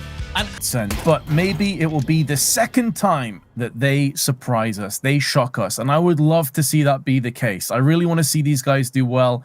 And I'm looking forward to what the future will hold from them. But for now, they start on the CT side of the map, so Astralis will be quick to fire some frags down. Device and Xyp9x both connecting with their Glocks. Now Emmy at range will be trying to tee off on any of the oncoming aggressors. He has to play a different angle, goes back against the wall, and Magisk kills him where he stands. 3 kills unanswered before Farlig shows his hand up on top of Heaven, and he falls to his death, leaving it all on Zen. But if he's not killed by the Heaven players, he's getting wrapped on by Xyp9x. Down he goes, and Astralis claim first blood again. Yeah, a strong start to them, and that's been one of the difference makers. Train, it was close, but we got both conversions. I guess you can put it that way. I hate saying like, oh, they won the second round and won the pistol. They got the rounds that mattered in the early stages, and that made the difference. In the last map, they lost both, and Astralis punished them for it. So realistically, I want to see GODSENT break back a little bit earlier, especially on a map like Nuke. Astralis sort of set the tone for this map by proving that you can win a decent amount of rounds on the T side. Up until they did, you have to remember, we always used to look at this map and go, well, you know, 11-4. That 4 is pretty good for the T side. Not anymore. Like, you're looking at 6-7 rounds, maybe even winning it sometimes, because they are that good at this half of Nuke. And they're going to go running in. Emmy actually wins his opening duel. Not bad with the CZ. And actually, Zen's caught another one. Maybe they're going to try and throw a spanner in the works. We saw it earlier on from the likes of Contact, and they're going huge. It's left on to Device. You mentioned his flashy plays, Vince. Well, he needs to be as flashy as it gets. Oh, he needs to be flashy enough to blind all the oncoming CTs if he's going to have a chance to get out. And he doesn't have a flashbang to do it. Runs out of ammunition, lucky to still be alive, but it's at the cost of so much HP. And Madden finishes off what he started. Once again, GODSENT make the pistols work. A bit of BM for good measure. And the Danes on the back foot. With players down at 1,500, they may have to force again.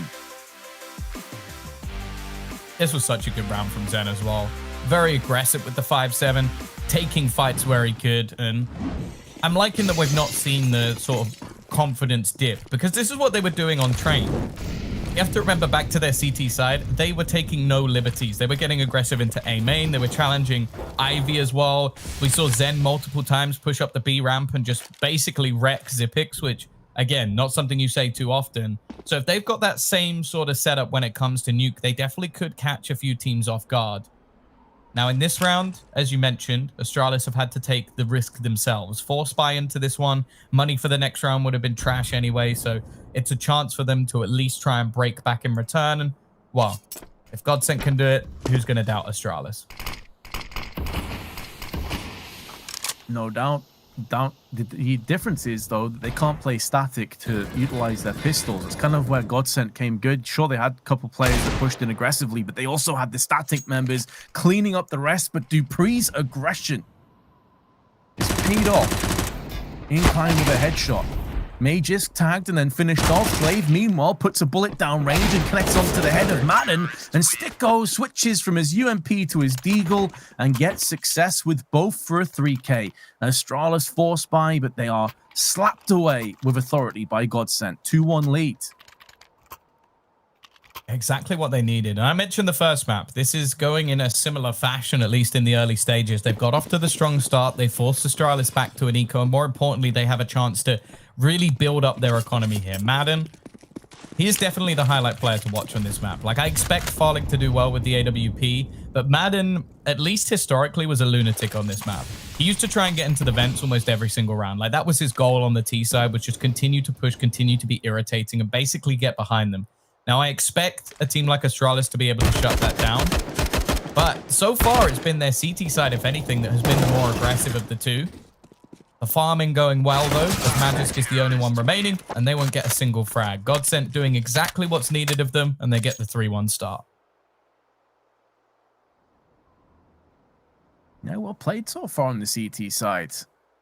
After conceding the pistol, identical start to Train. They've put 3 back-to-back. It did end up 10-5 to Astralis that time around, and obviously the second half was just all GODSENT. Astralis now comes straight back with full AKs. A very healthy purchase. Looking for the line and wall of smokes outside. Will be a reoccurring theme on both sides of the map. It is pretty much the most standard play that every team will go for. Opens up avenues of aggression, but there's a gap in that smoke, and Farlig will make sure that he has his aim straight down there. Glaive now finding that out firsthand, needs to be very wary, but Farlig not sure if maybe this is by design. Maybe some players on main are looking to try and bait him out into the open so they can pick him off for free. But the fact that Astralis only have 1 smoke left, and they were unable to push behind those walls of smoke, that is significant. That is a lot of time and utility that has been expended for very little return. In those situations, I always question if the CT's used an incendiary to displace that, because if that's a smoke that was genuinely thrown by Astralis, that's awful. That wasn't even close. So I'm going to give them the benefit of the doubt that GODSENT have done something to deny that smoke, because if not, that's a pretty big mistake. Well, for them now, 35 seconds left. They're almost hoping that there's nobody watching on the other side, but there are players ready for the cross, looking like they're going to try and wrap back into this A site, but they've missed hard. Maybe they're just trying to hold off rotations. I think that's the case. Farlig, however, is already going to catch off one. The remaining players have gone down, but it seems like GODSENT might have got this slightly wrong. The rotation comes in from Sticko, but he loses the duel. And with only 15 seconds left, it could have been crucial. Farlig misses as well. They had chances in this round, but it's all fallen apart as only 2 remain. And those are the kind of missed opportunities that can really start to stack up and cost you maps and cost you matches. You saw Stiko's reaction straight away. He was so angry with himself. But the fact that Farlig then dies to Glaive as well afterwards is kind of insane. Like, there was only 15 or so seconds left. If Farlig connects onto Glaive, that could just sum up the round. At the very least, it puts Astralis into a really awkward position, like a 3-on-3 engage, that can go either way. And so even though GODSENT will concede this round, I honestly feel like there's a very good chance of this being a 4-1, Tom, no post-plant, and Astralis being broken. With a beautiful start on GODSENT, but that's Astralis for you. They just happen to grind out these rounds that probably shouldn't be theirs. Well, that's the thing I've thoroughly been enjoying, actually, about Glaive, is on both the maps where I feel like they should be struggling a little bit more on the T side, especially with the calling that's coming through, he is bailing them out of situations. Like, there was a round almost identical to that on the B side of Train, where he just goes running down the ramp and entries into 2 players. he does it again. If he doesn't get those 2 kills, there's 15 seconds left, they lose the round. It's almost like an old style, like Pronax style of Fnatic, where you just have the individuals that are good enough to make any call work, no matter how late the round is. And, well, we talk about legendary rosters. I think both of those rosters come into play. Zen, he's going to utilize his smoke to take some control back, but he loses the fight to Device, and his aggression is punished. The man advantage gained by Farlig is quickly gone. Yeah, after getting the opening pick outside for Farlig, he had another shot around red containers, missed out, and Glaive punished him alongside Device. Another one of those rounds that was incredibly close to falling in GODSENT's favor, and it may still yet. They still have 3 players, and they decide to push together as a united force. They're all coming up through secret, trying to get round the back of the teams. The spray is good. It yields the kill to Madden, and there's Emmy picking up the slack onto Glaive, who clearly did not anticipate 2 players to face off against him at the same time. And the bomb's also been dropped down. Someone from Astralis has to go pick that up with 30 seconds to spare, and they find themselves a player behind. Maybe I spoke too soon. Maybe this still will go the way of Astralis. Or maybe Dupree pulls this out the fire. Device switches weapons at the worst possible moment. And that will cost him, and that will cost Astralis. GODSENT will hit 4 after all. That was a fantastic mid-round call from Emmy. I can only assume that was off the back of his decision, and they just group up together and look to retake outside as a unit. That's not something you see too often as well. Like, let's not take that as it is and go, oh, you know, like we see this all the time. That's a very uncommon play, to just take all of your defenses at once, gather them up into one tight-knit unit, and use it to try and retake a position on the map.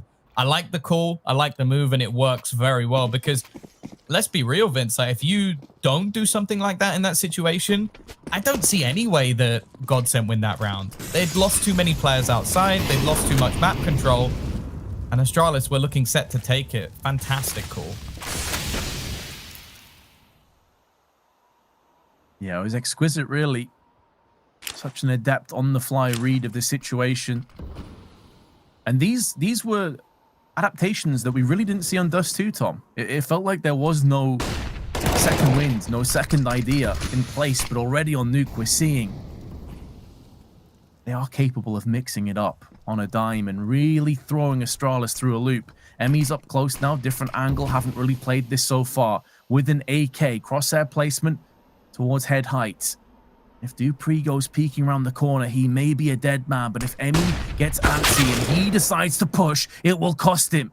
And even though the flash was good, Dupree just stood in position, waited, bided his time, and finished off the aggression. And that's the kind of mid-round call that actually can cost you rounds, Tom. We've seen both sides of the spectrum now.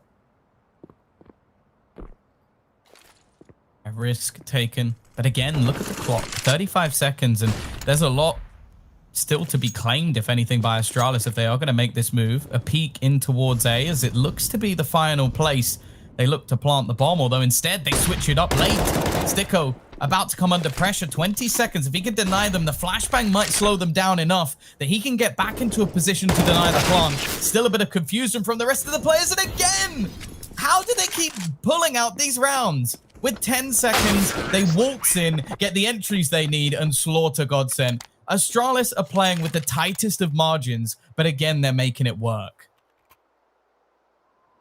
And that's the important thing. But this also is training GODSENT into a position where they're assuming most of these rounds are really, really slow. At some point, I expect Astralis to pick up the pace significantly and try and catch GODSENT as they sit there waiting, maybe don't throw their early utility out. Now, this wouldn't be a great round to do it. They must realize that GODSENT's economy is not in great shape. Don't really want to rush onto A site in particular when you're against pistols, and, well, they found that out firsthand earlier on in this very map when they got barraged down by GODSENT in round 3. So now that Astralis have the player advantage, they know they're up against pistols, just going to be locking in position and playing slow and steady and just simultaneously shutting down GODSENT. Make sure they don't walk into the same kind of trap that they did earlier on. USP push from Madden has been silenced by Magisk, who doubles up. And Astralis, very likely, will be picking up their 4th round.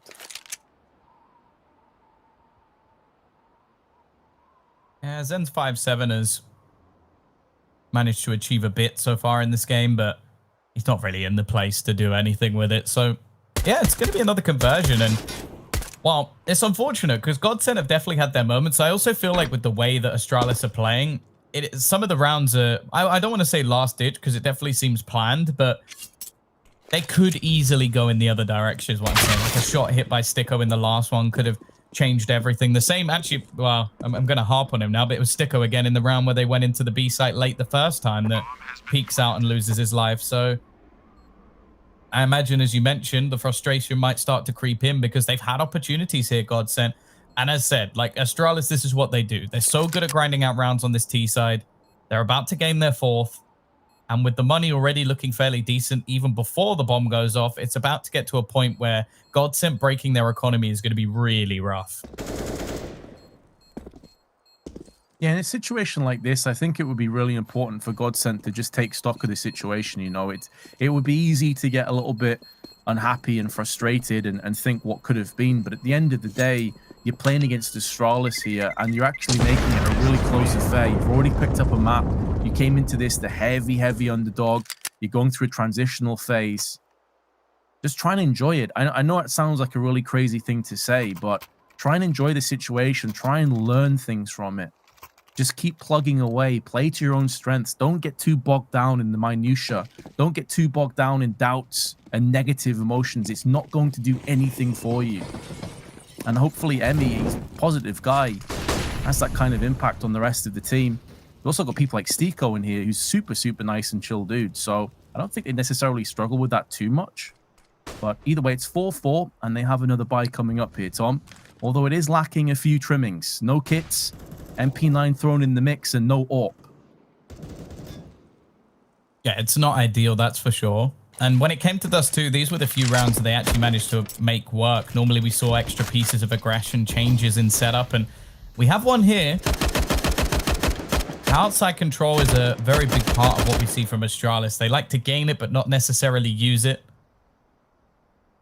Thrown in the smokes again, but Device is about to go walking into Zen, who's patiently waiting for him this time. Madden also looking to get up close. Does like to try and push these smokes occasionally, but more importantly, Magisk finds the trade. Stops any more shenanigans on outside. And more importantly, they've got this control for free. There's nobody there to challenge them anymore. So you have to hope, for GODSENT's sake, they are prepared for somebody to push from above. Yeah, you'd certainly think that would be the case. And it seems like it's Emmy that has the right idea, but so does Dupree. He has read the script. He's a couple pages ahead of Emmy. And you definitely don't envy Emmy's position there. Stuck on the site alone, knowing he had to watch multiple angles. Farlick, though, comes out with one. Nearly a second. Zipex has been dropped to 4 HP. And Sticko, who is thinking of making moves into heaven, now has to bypass that a little bit longer. Pop flash from Madden. That's definitely the rough edge of the over-aggression that you see from him sometimes. But at the same time, though, Tom, I actually don't want to ream him out too much because he kind of had to make space for Sticko to get some action through heaven. He had to make a play like that. Yeah, it's an incredibly bold play to attempt, but in a situation where you're in a 2v3, your teammate's stuck in heaven, like, you needed to try and do something ridiculous, and, well, it looked ridiculous when he tried it. So, nonetheless, again, a moment or two where you kind of feel like that could have gone their way. If Farlick gets that second kill, that's the bomb dropped outside, but I guess the way to put it is the most crucial kills of every round are going the way of Astralis. Like, they are managing to find the picks that are most important. And, well, if you do that, you're going to win the game. And by the looks of it, they are already well set. 5 rounds on the T side. Already a very decent start, and with still another 6 to play. Could easily turn this into another absolute stomp. Especially, again, we're looking at this at the same sort of eyes we look through that first half of Train. Like a 4-1 scoreline in favor of GODSENT. That half actually ended 10-5 in favor of Astralis. Now, sure, they lost the map. They didn't do well on the T side themselves, but we're not in that same occasion anymore. They're very good at the T side, but if anything, their CT side is more scary. Yes, and keep in mind, they just came off the back of a 16-4 victory on Dust 2, where they look like they woke up and then some. So yeah, I don't necessarily think that we'd have a repeat performance of that. I think GODSENT need to desperately clamber onto as many CT rounds as possible. Stiko making moves around the side, was hoping and praying that one of his teammates could just hold on a little bit longer. It's a nice dig that passes through Magisk, but ultimately Astralis will be successful yet again, and that will put them in 4 rounds in a row, and they've won 5 of the last 6. So in terms of the momentum and the general ebb and flow of Nuke, heavily now in favor of Astralis, but GODSENT, they do have enough dollars to put together and get a decent buy. Oh, they're changing the pace. I like the idea. They've had a few slower rounds, but it seems like Eddie's prepared. Even still, though, a couple of trades come back in, keeping this one possible. We've seen some crazy clutch situations in the last map, 2v4 that started so well, but actually, Zen finds a kill straight onto Magisk. He wasn't the intended target, but I don't think he's going to care. Glaive, he actually gets tagged. That's so much information over. They know roughly where he's going at this point. The only problem I have, Vince, no kits. Yeah, but I feel like that problem may get bypassed, although Glaive may have an idea of where the bomb's... Oh, I love it. I love it. Just takes him down straight through the wall. Doesn't give him a chance to get anything done. And yeah, important for Farlig to do that because you never know. We've seen Glaive many times spray through smokes. Spraying through the wall didn't seem to work out quite as well. That was actually through a smoke as well. That's ridiculous. But I guess he can see the traces. Maybe not quite as impressive as I made it out to be.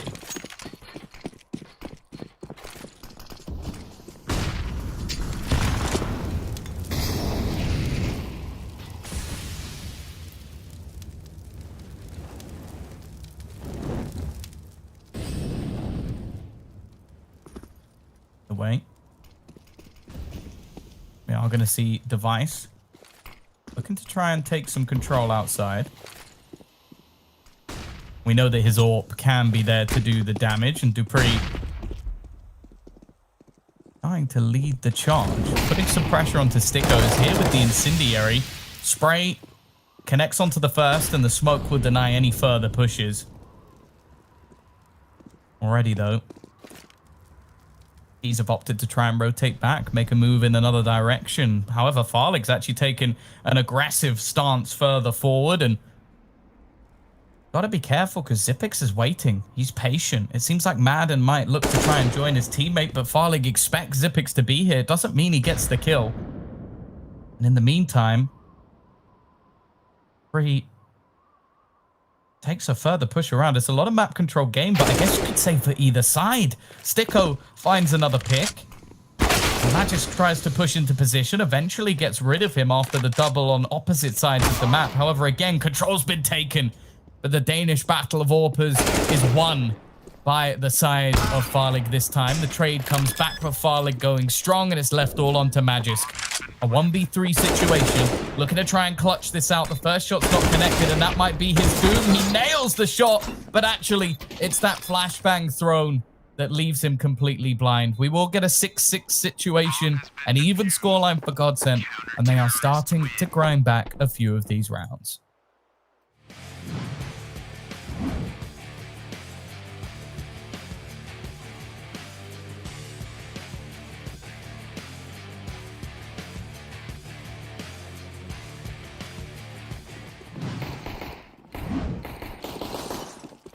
Oh.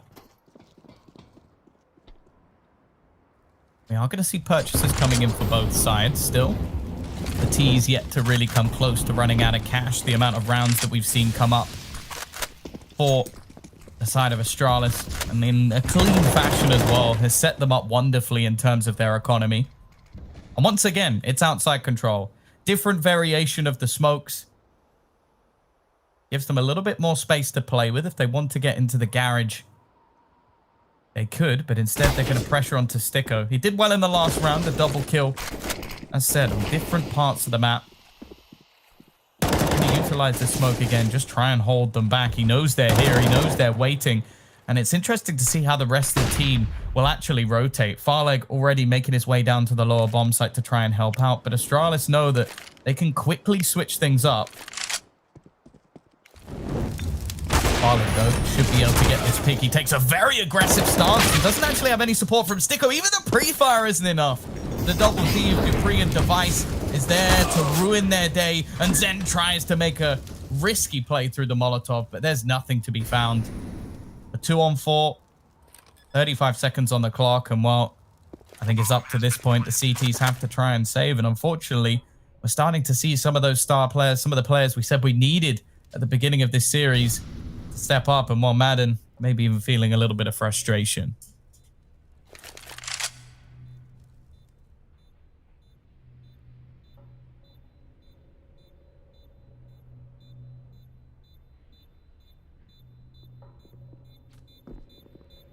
For anybody wondering, it does seem like Vince is having a few technical issues. I do like to hog the mic, but not quite this much.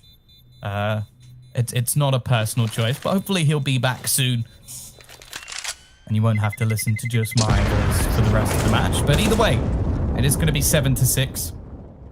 Astralis taking the lead once again. And we already talk about this T-side as being a fairly successful one for them. As said, they were the team to almost prove that the T-side of Nuke wasn't as damning as it used to be. Many teams have since adapted and maybe stolen a few strategies here and there.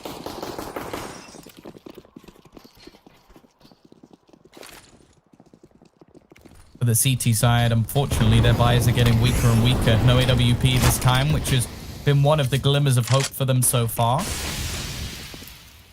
For Astralis, well, Glaive's got a UMP, but that's by choice. So I think this is definitely someone we need to take a focus on. Where he's going to be playing, what he's going to be doing. Because it's not like they need the cash. Dupree sat with a tasty $8,700. It seems like he's just going to be running the gauntlet. Potentially even just trying to take down Sticko, who's been the main problem for them getting further forward. This time it's falling and he doesn't let go of the W key. Glaive maybe showing that the UMP hasn't fallen as far out of fashion as maybe we thought. And Device, he's in such a good spot. It's got to be frustrating at this point for the players of GODSENT. Every time they try and rotate, they walk into somebody from this Astralis side. Glaive's still got, okay, if he wins this duel, I think that maybe we just see GODSENT DC from the server, and the nade, in fact, going to be dunked onto his head as a warning sign, a denial of presence. He's still pushing, though. And at this stage, he's got nothing left to lose.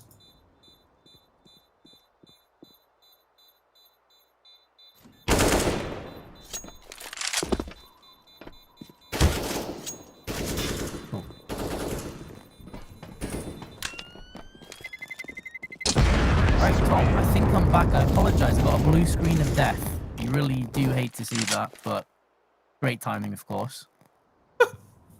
I don't know if this is just Discord sound. It sounds like you're on helium. It's like, hello guys, Vince is here. There we go, there we go.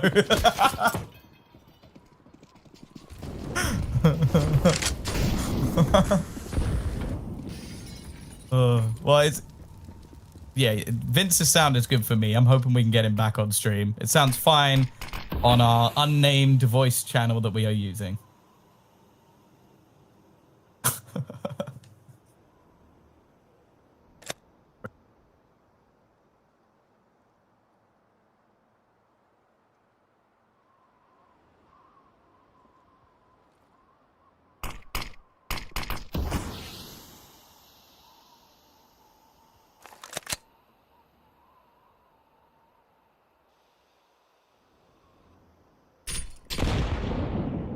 Well, the nade's going to go through.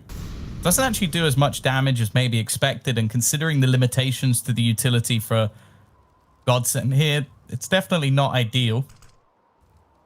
Bomb going back to be retrieved. It was left in spawn by the Danes, but are slowly bringing it back. And these late round executions they've had throughout this match so far have been stellar.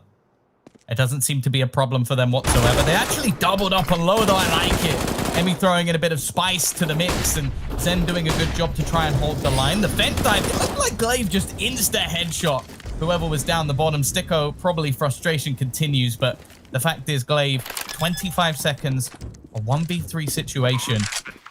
to be waiting patiently for them to round the corner, and it isn't going to be happening. GODSENT will at least bring things back a little bit, but it was still a very good half for Astralis. Here we go, ladies and gents. We're right back into the action to kick off our third and final map of our final best of 3 of today's proceedings. 8-7 the score. Oh, Madden, that one tap is delicious onto device. And he just closes the door in style. He's got the pick he was looking for, and now GODSENT look to push down ramp to try and make the most of it.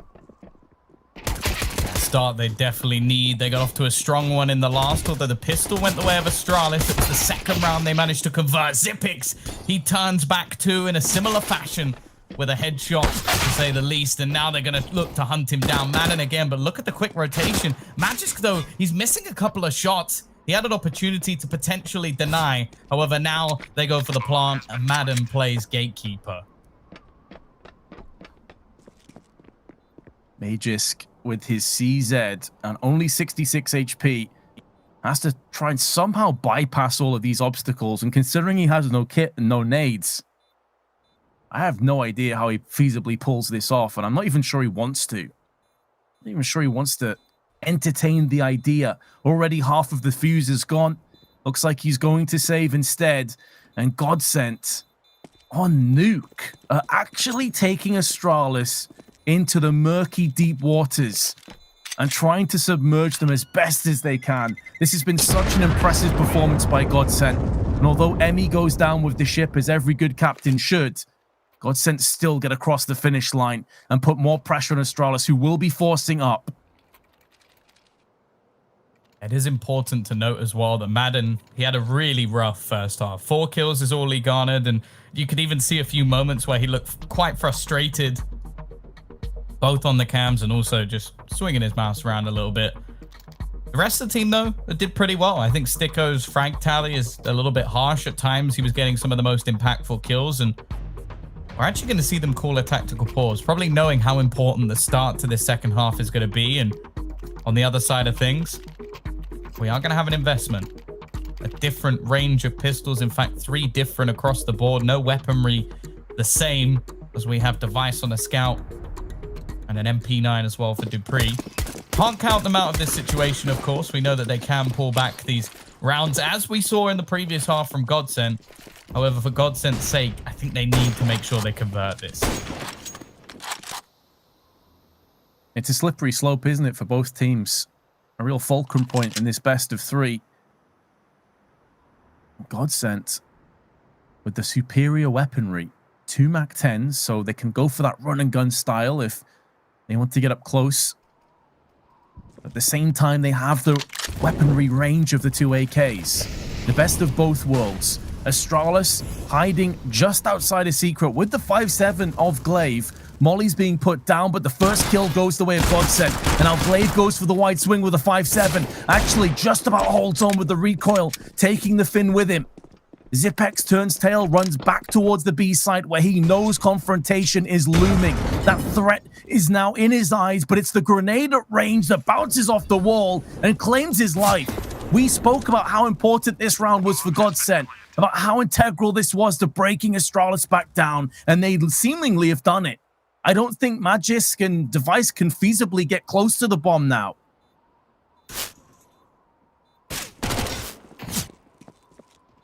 Looking unlikely. Interestingly as well, if you look at the stats for Nuke, like with S-Tag, I think it was something like 12 out of 14 maps of Nuke they won over the last few months.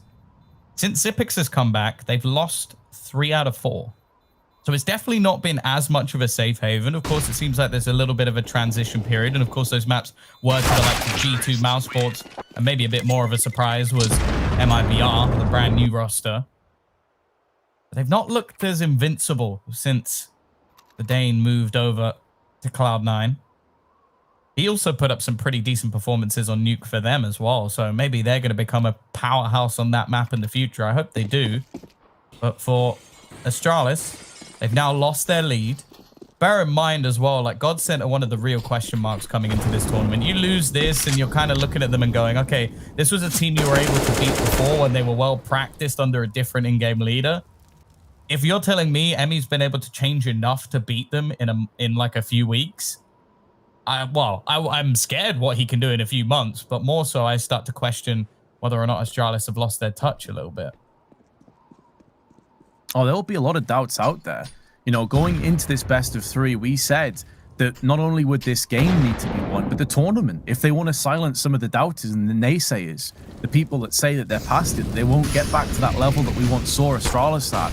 Now, if they lose the first map against GODSENT, I mean, no disrespect to GODSENT at all, but if they were, that is brutal. Now, Device has got himself a Zeus kill, but all things considered, it means nothing in terms of how this round is going down. It still will fall underway, as although USP shots connect onto Emmy, doesn't really affect him, and GODSENT hit 10 first. Astralis get back into a bye, but now it's their turn to sweat this one out. It's their turn to feel that this has to be converted. Emmy's top fragging again, and the entire server. Like, this, I don't want to say that it shouldn't be happening, but it really shouldn't. It's weird. Like, he was never expected to do that when it came to the previous roster. And when I saw the change, I was like, well, you haven't really added that much firepower, have you? But maybe he was just chained down by contact, told not to frag, told to play the typical in-game leader role. I don't know what he had for breakfast today, but I'm looking at getting me some. Because, sure, he had a Quiet Dust too. It's a map that was their permaban. It's a map that evidently they're not ready for. However, on the 2 maps which they expected, I would say, in this series, he's been looking very good. And that is a great sign for this team. Win or lose at this point, I've been impressed by what I've seen from GODSENT and excited for the future of the team because, I'll say fair, I like Emmy. I think he's a good in-game leader, but I didn't think he would be the one that would just instantly turn GODSENT into a much better team. And it would have been instant if they happen to beat Astralis. He's been here for a very short tenure. And Astralis now have depleted the vast bulk of their utility. No more smokes, no more incendiaries. They know there's some players in Squeaky as Dupree's just spotted a flash tossed out, getting one but traded back. He needs Mages to stand big, deliver some big kills, but he's only going to be able to get 1 kill before Device comes in and cleans house with the AWP. Now it's down to Zen. He has control over the bomb. He could maybe cheekily go for a full buy down on the plant. And although Device is up in heaven, he didn't actually go to wide swing and peek in. So Zen has a chance now. He's not just got the plant, but he's managed to scurry away from the bomb. He's about to get pushed, though, from multiple angles. Before he gets tested, there's the first headshot. 3 kills on the board already. He picks up a 4th, spins back around, and it's so close. Zipex takes him down, but it's at such great cost that Zen, even though he loses the round, Tom, that will feel like a bit of a victory. Because if they now come through and win, Astralis' money is in the dumps.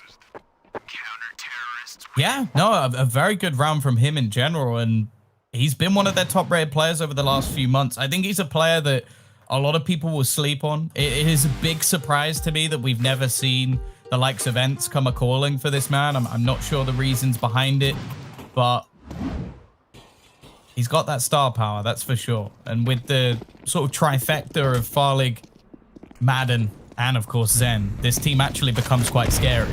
The problem is, it's the consistency of those players. Dupree has been absolutely destroyed by grenades. That almost looks like predictive grenades. Like they're putting them into position to try and deny the aggression of this side. Emmy's also found an opener, and they know he's here. They're prepared for it. They're just pre-firing the angle. He's had to flee. Vince, they are ready for what Astralis are attempting in this round. As he said, it's prediction. It's just straight up anticipation. Where are Astralis likely to push now that they're feeling the heat? They'll try and take some outside control. Well, how do we bypass that? Tons of grenade, tons of bullets. Astralis already a player behind. Dupree on 4 HP. And as I touched on before, the overall money count is $200 collectively. This is where that Zen heroic play with the 4K at the end of the last round could come full circle, break down the Danes once again. And Madden with his entry onto Devices, making it more realistic. Dupree fully flashed. He's absolutely irate at that outcome. And Zipex can do little with the AK, but just hold on for the save. Post plant comes up, and GODSENT, not only will they pick up this round, but it's looking good for them to hold on to all of their weapons here, Tom, unless Emmy goes peeking and dies. But this is well more worth to take away the AK from Zipex than 2 or 3 lives. GODSENT should be chasing him down. They know where he is. There's 2 players at a low economy, but 3 that can easily rebuy again, and one of which was Stiko. Bullet in the head. GODSENT looking great. They're continuing to be one of those teams that, again, we spoke about them at the sort of Eliza tournament where they managed to upset Heroic. That seemed to be like the end of that current roster. Something else to note, Vince, we've been talking about Emmy as if he's actually like signed. But I think from what we've seen so far, he's still only on trial. I might be overstepping the mark a little bit, but if the first or the second match you play in your trial is this against Astralis, get that contract down on the table as quickly as possible and get this man's signature, because not only is he performing well individually, but they look like they have direct counters for some of the stuff Astralis are attempting to do. And Astralis are normally the ones that reinvent the wheel. It seems like they've got there first this time, and well, Astralis looking a little bit predictable, which is not something I thought I'd be saying at this point of the match. They're looking to drag out more rounds over on this T side, and of course, we're still waiting to see what is another 4-buy up from Astralis. We don't want to get too ahead of ourselves, but as said, no matter the result from this point onwards, it's looked very good. Device, oh, I thought he'd go for a knife, but just decides to use the USP and get himself an AK. He can look to make this one a bit costly, but bear in mind, even still, the money's pretty good. Another kill coming up for Magisk as well. Actually starts to make this one look a little bit scary. Yeah, this is getting a little bit too close for comfort again. Zen reopening the aggression and the advantage on side of GODSENT. Device in the meanwhile with his AK, looking to try and rip someone's head off to at least bring this back into an even keel. But GODSENT having none of it, runs straight across to the A site. They will go for post-plant. It's still got so much utility as well, an incendiary and 6 flashbangs. Astralis can buy into the next round, but when you have the AK-47, do you want to try and throw that away? You still have to have full confidence that you can pull this one back at 12-9 down. But I really do feel like there is a strong sense of deja vu here, Tom, from the first map.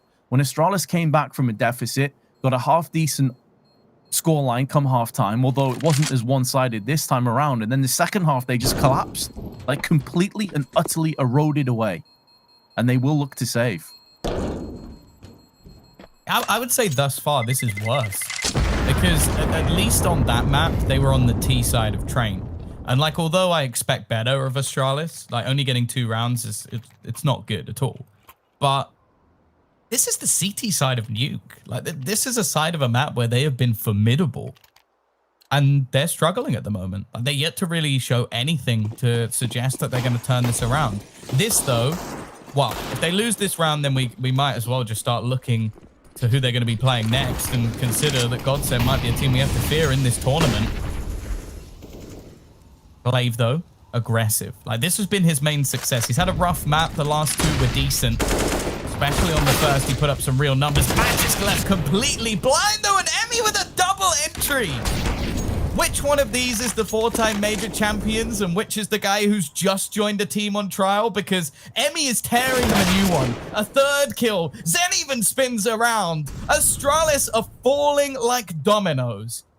And Emmy, well, he's the conductor of their symphony. I don't know how he's come in and done this, but he is performing out of his mind. You really noticed on Train as well, this is a guy that not only can call the shots, but he can back it up with the frags. When on Dust 2, he had a bit of a slow game, it seemed to reverberate around the rest of GODSENT. And now that he's having a resurgence, the stats don't lie. 13-9 lead. Device desperately clambering on just to try and save the AWP.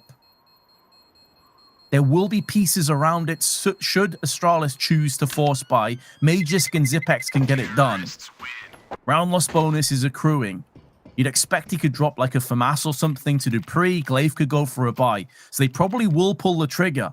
But considering how late in the game this is. In our third deciding matchup, the first game of DreamHack Masters for both these teams. Astralis desperately call a timeout to try and figure out what the hell to do next. And honestly, Tom, I have no idea what they can do to avert what's looking like almost a guaranteed loss at this stage. Kill Emmy. It has to be said, the supporting flashes gave him a lot of opportunity in this round. But that is the in-game leader for GODSENT running in off the back of some flashes through a smoke and getting a triple entry kill. Now, if you predicted that at the beginning of the day, you're a genius. But this was impressive stuff. And these are not easy kills to get. Even with the effective flashbangs, this is him playing very well. And there were a couple of plays in there from Astralis that, again, could have turned the round. We're going to have a buy-up. The Dane's still kicking. They've got the AWP in playing, AUG, and, well, a cheeky XM. Glaive, though, after what was two pretty good maps, is having a bit of a mare. And unfortunately, he was one of the sort of saving graces for them, especially on map 1. A lot of the entry frags, a lot of the aggression he was pulling off on the CT side was what garnered a lot of their success. Here comes this execution again, though. This time, though, it's Magus. Dupree helping along the way. There's going to be a trade eventually, but it's too little too late. Farlig, 1v3 situation. Vince, he does, however, have the bomb. He does have the bomb. He has time as well. And he could go where Zen has gone before and hurt the economy, but Glaive does not allow it to take shape. Now, one of the key aspects, one of the key attributes of Astralis in their era was that they would go down 13-10, 14-10, but they would always have this second wind. They would have this adaptation, this little tweak. They would evolve, adapt, and overcome. So many times they looked like they were going to lose, and they somehow brought it back. Maybe under different leadership, you could argue that was under Glaive, not Magus. Sure, but you know they have that ability. They already have called a timeout. They have more, should they so choose to drop them as well. But GODSENT are taking the initiative and they're pushing down Secret. They're using the wall of smokes. Magus here with the AUG, it's tailor-made for these kind of angles. He just has to make sure that he stays alive. If he can get a pick, then all the better for it. They've gone for the booster check down on the doorway side of the stairs, and the decon stairs now will show its hand. Magus tosses in the grenade, softens them up, and then finishes off Farlig, and the loss of Madden's life will make this that little bit more tentative for GODSENT. They look to try and re-emerge, re-engage, potentially going up the vents towards A site. Flashbang through. An important moment in the round also goes against GODSENT, and that could be the round. Slipping and sliding away. Every player survives on Astralis. We're not done just yet. A good couple of rounds from them. They finally managed to deny the A takes, which were the main problem for them in some of the earlier rounds. GODSENT try and switch it up towards B, and Magus denies them. He doesn't allow them any space. Dupree's very quick on the rotation, and that's a much better hold from them. More of what we expect from Astralis. GODSENT, though, they're going to take a tactical pause of their own. The combination of both Devilwalk and Emmy coming up with a plan, I'm behind it. I think they could definitely come up with something to spice things up. And we haven't seen a whole lot of pressure on ramp, Vince. That's been a position that I almost feel like hasn't come under contention at all, really, for GODSENT. A lot of it's been those upper takes. So I'd be interested to see if they can put some pressure there, especially although Zipex is still performing very well so far this game. He's still trying to slot back in, and I don't think he's anywhere near the sort of peak performance we've seen from him, like going back to last year. No, it's a far cry, isn't it? But I suppose you could say that the team is looking to rebuild. Is looking to try and get that cohesion, that chemistry, insert buzzword here, under wraps.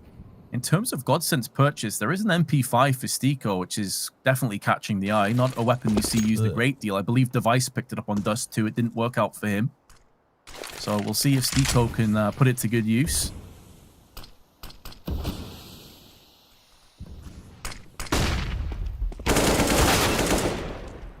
Oh, the flashbangs. They are beautiful. Sticker man, he has a lineup for everything. He'll put you in place, he'll set you up, and he'll leave opponents on the deck. Another entry for Emmy, but that one was for free. Glaive, though, he's found two back in response. And a couple of low players still make this an opportunity, Vince, as we enter a 2v3. Low HP though on two of GODSENT. Farlig and Emmy both struggling. Zipex drops down. He's accepted his fate that he'll lose some health due to gravity. His knees will be buckled, but so will Astralis. Madden comes out swinging with the AK, and Astralis's somewhat resurgent streak has been brought to an abrupt halt, has been derailed. And I thought Glaive, with those two lightning fast frags, was going to dig this out of the ditch. It wasn't to be. 2 rounds away from a huge upset. Honestly, I think I want Sticko to be the best man at my wedding. I don't think you could ever get any better support. Like, I'm sure the stories he would tell would be marvelous, and well, the dude would just prop you up. It must be magnificent just being Emmy in that situation. He walks around a corner, his opponent starts shooting at him, and he goes, oh, he hasn't been able to see me for the last 3 seconds. I'll just shoot him in the head and walk on like it was nothing.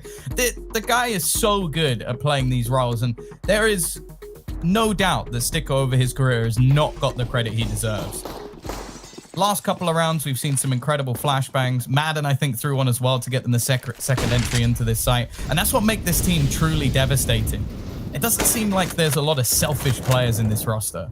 They are willing to take the roles needed for them to win. And that is why they're challenging one of the best teams of all time. GODSENT 14-11 up. Sticko straight through the smoke. Frustration for Magisk. There's nothing you can do about that. And while Glaive's going to be forced into the corner, he has a smoke, but he's just going to burn to death. He accepts his fate. I don't know what the decision was there. He thought he could escape the flames, and instead it's falling apart. Sticko's also gained a lot of control while here. And a double AWP. If the bomb goes down, it's over. Oh no, just everything's going wrong. Dupree shot between two of them. That's a shot he's got to land. If he wants to bring them out of this, the jaws of defeat, he has to apply the pressure, and Zipex is doing everything he can. There's the wall bang through the box into the cranium of Sticko. Cracks it open. Surgical precision. Finally, Astralis starting to connect the dots. Such a strange clown shoes kind of round before that, with Glaive dying needlessly. But it's a 2-on-2. This round's not done. Oh, Zen! That one tap is something sublime. And it puts it down to Device.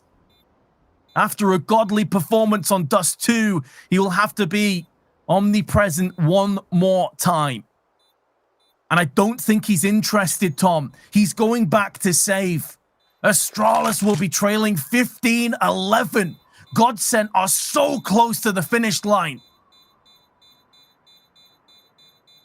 Who would have thought going into this series that the Puggy map would be won by Astralis 16-4, and the 2 maps renowned for their tactical bases, 2 maps that Astralis have been legendary on at previous times in their careers, are the maps that GODSENT are schooling them on. This has been an impressive display. No matter what happens, as said, GODSENT have proven their worth in this tournament, proven they deserve their spot, but they are ever closer now to winning this series, sending Astralis down to the lower bracket and continuing onwards. I think there was a tweet not too long ago just saying, like, we're looking forward to playing up against Astralis in the next round. I think that came from someone from Mouse Sports. Might want to start your preparation if that's who you thought were coming. Because, well, realistically, so did we. Probably most of the chat. I'm sure there was a few GODSENT fans in there who believed that they could strike gold, but here we go, Vince. A weaker buy, problems for the Astralis economy, and for the side of GODSENT, they are ready and prepped with 4 attempts to close out this series. Grenade damage is good. The follow-up damage is there. Glaive, kind of unfortunate not to get the outright frag. He dropped Emmy to 9. Another nade, this time lands on Zen's face up on Silo. He's down to 65.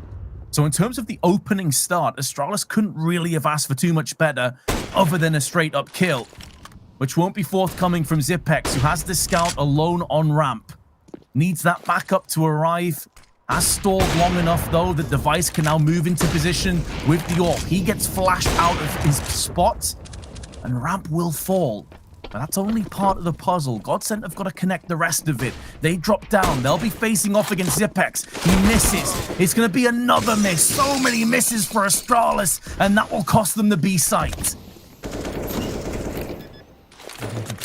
The nade is going to do some extra damage. He actually denies the plant, and Device has caught another one. It might not be over just yet. It was looking like a good stance here for the side of GODSENT, but it's starting to slip a little bit, especially with Emmy.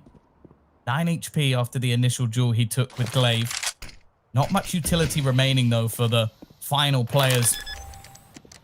Currently sit within the server. Farlig with a single HE. This angle normally pretty good, but taking so many angles at once could be tough. Farlig actually removes one of them.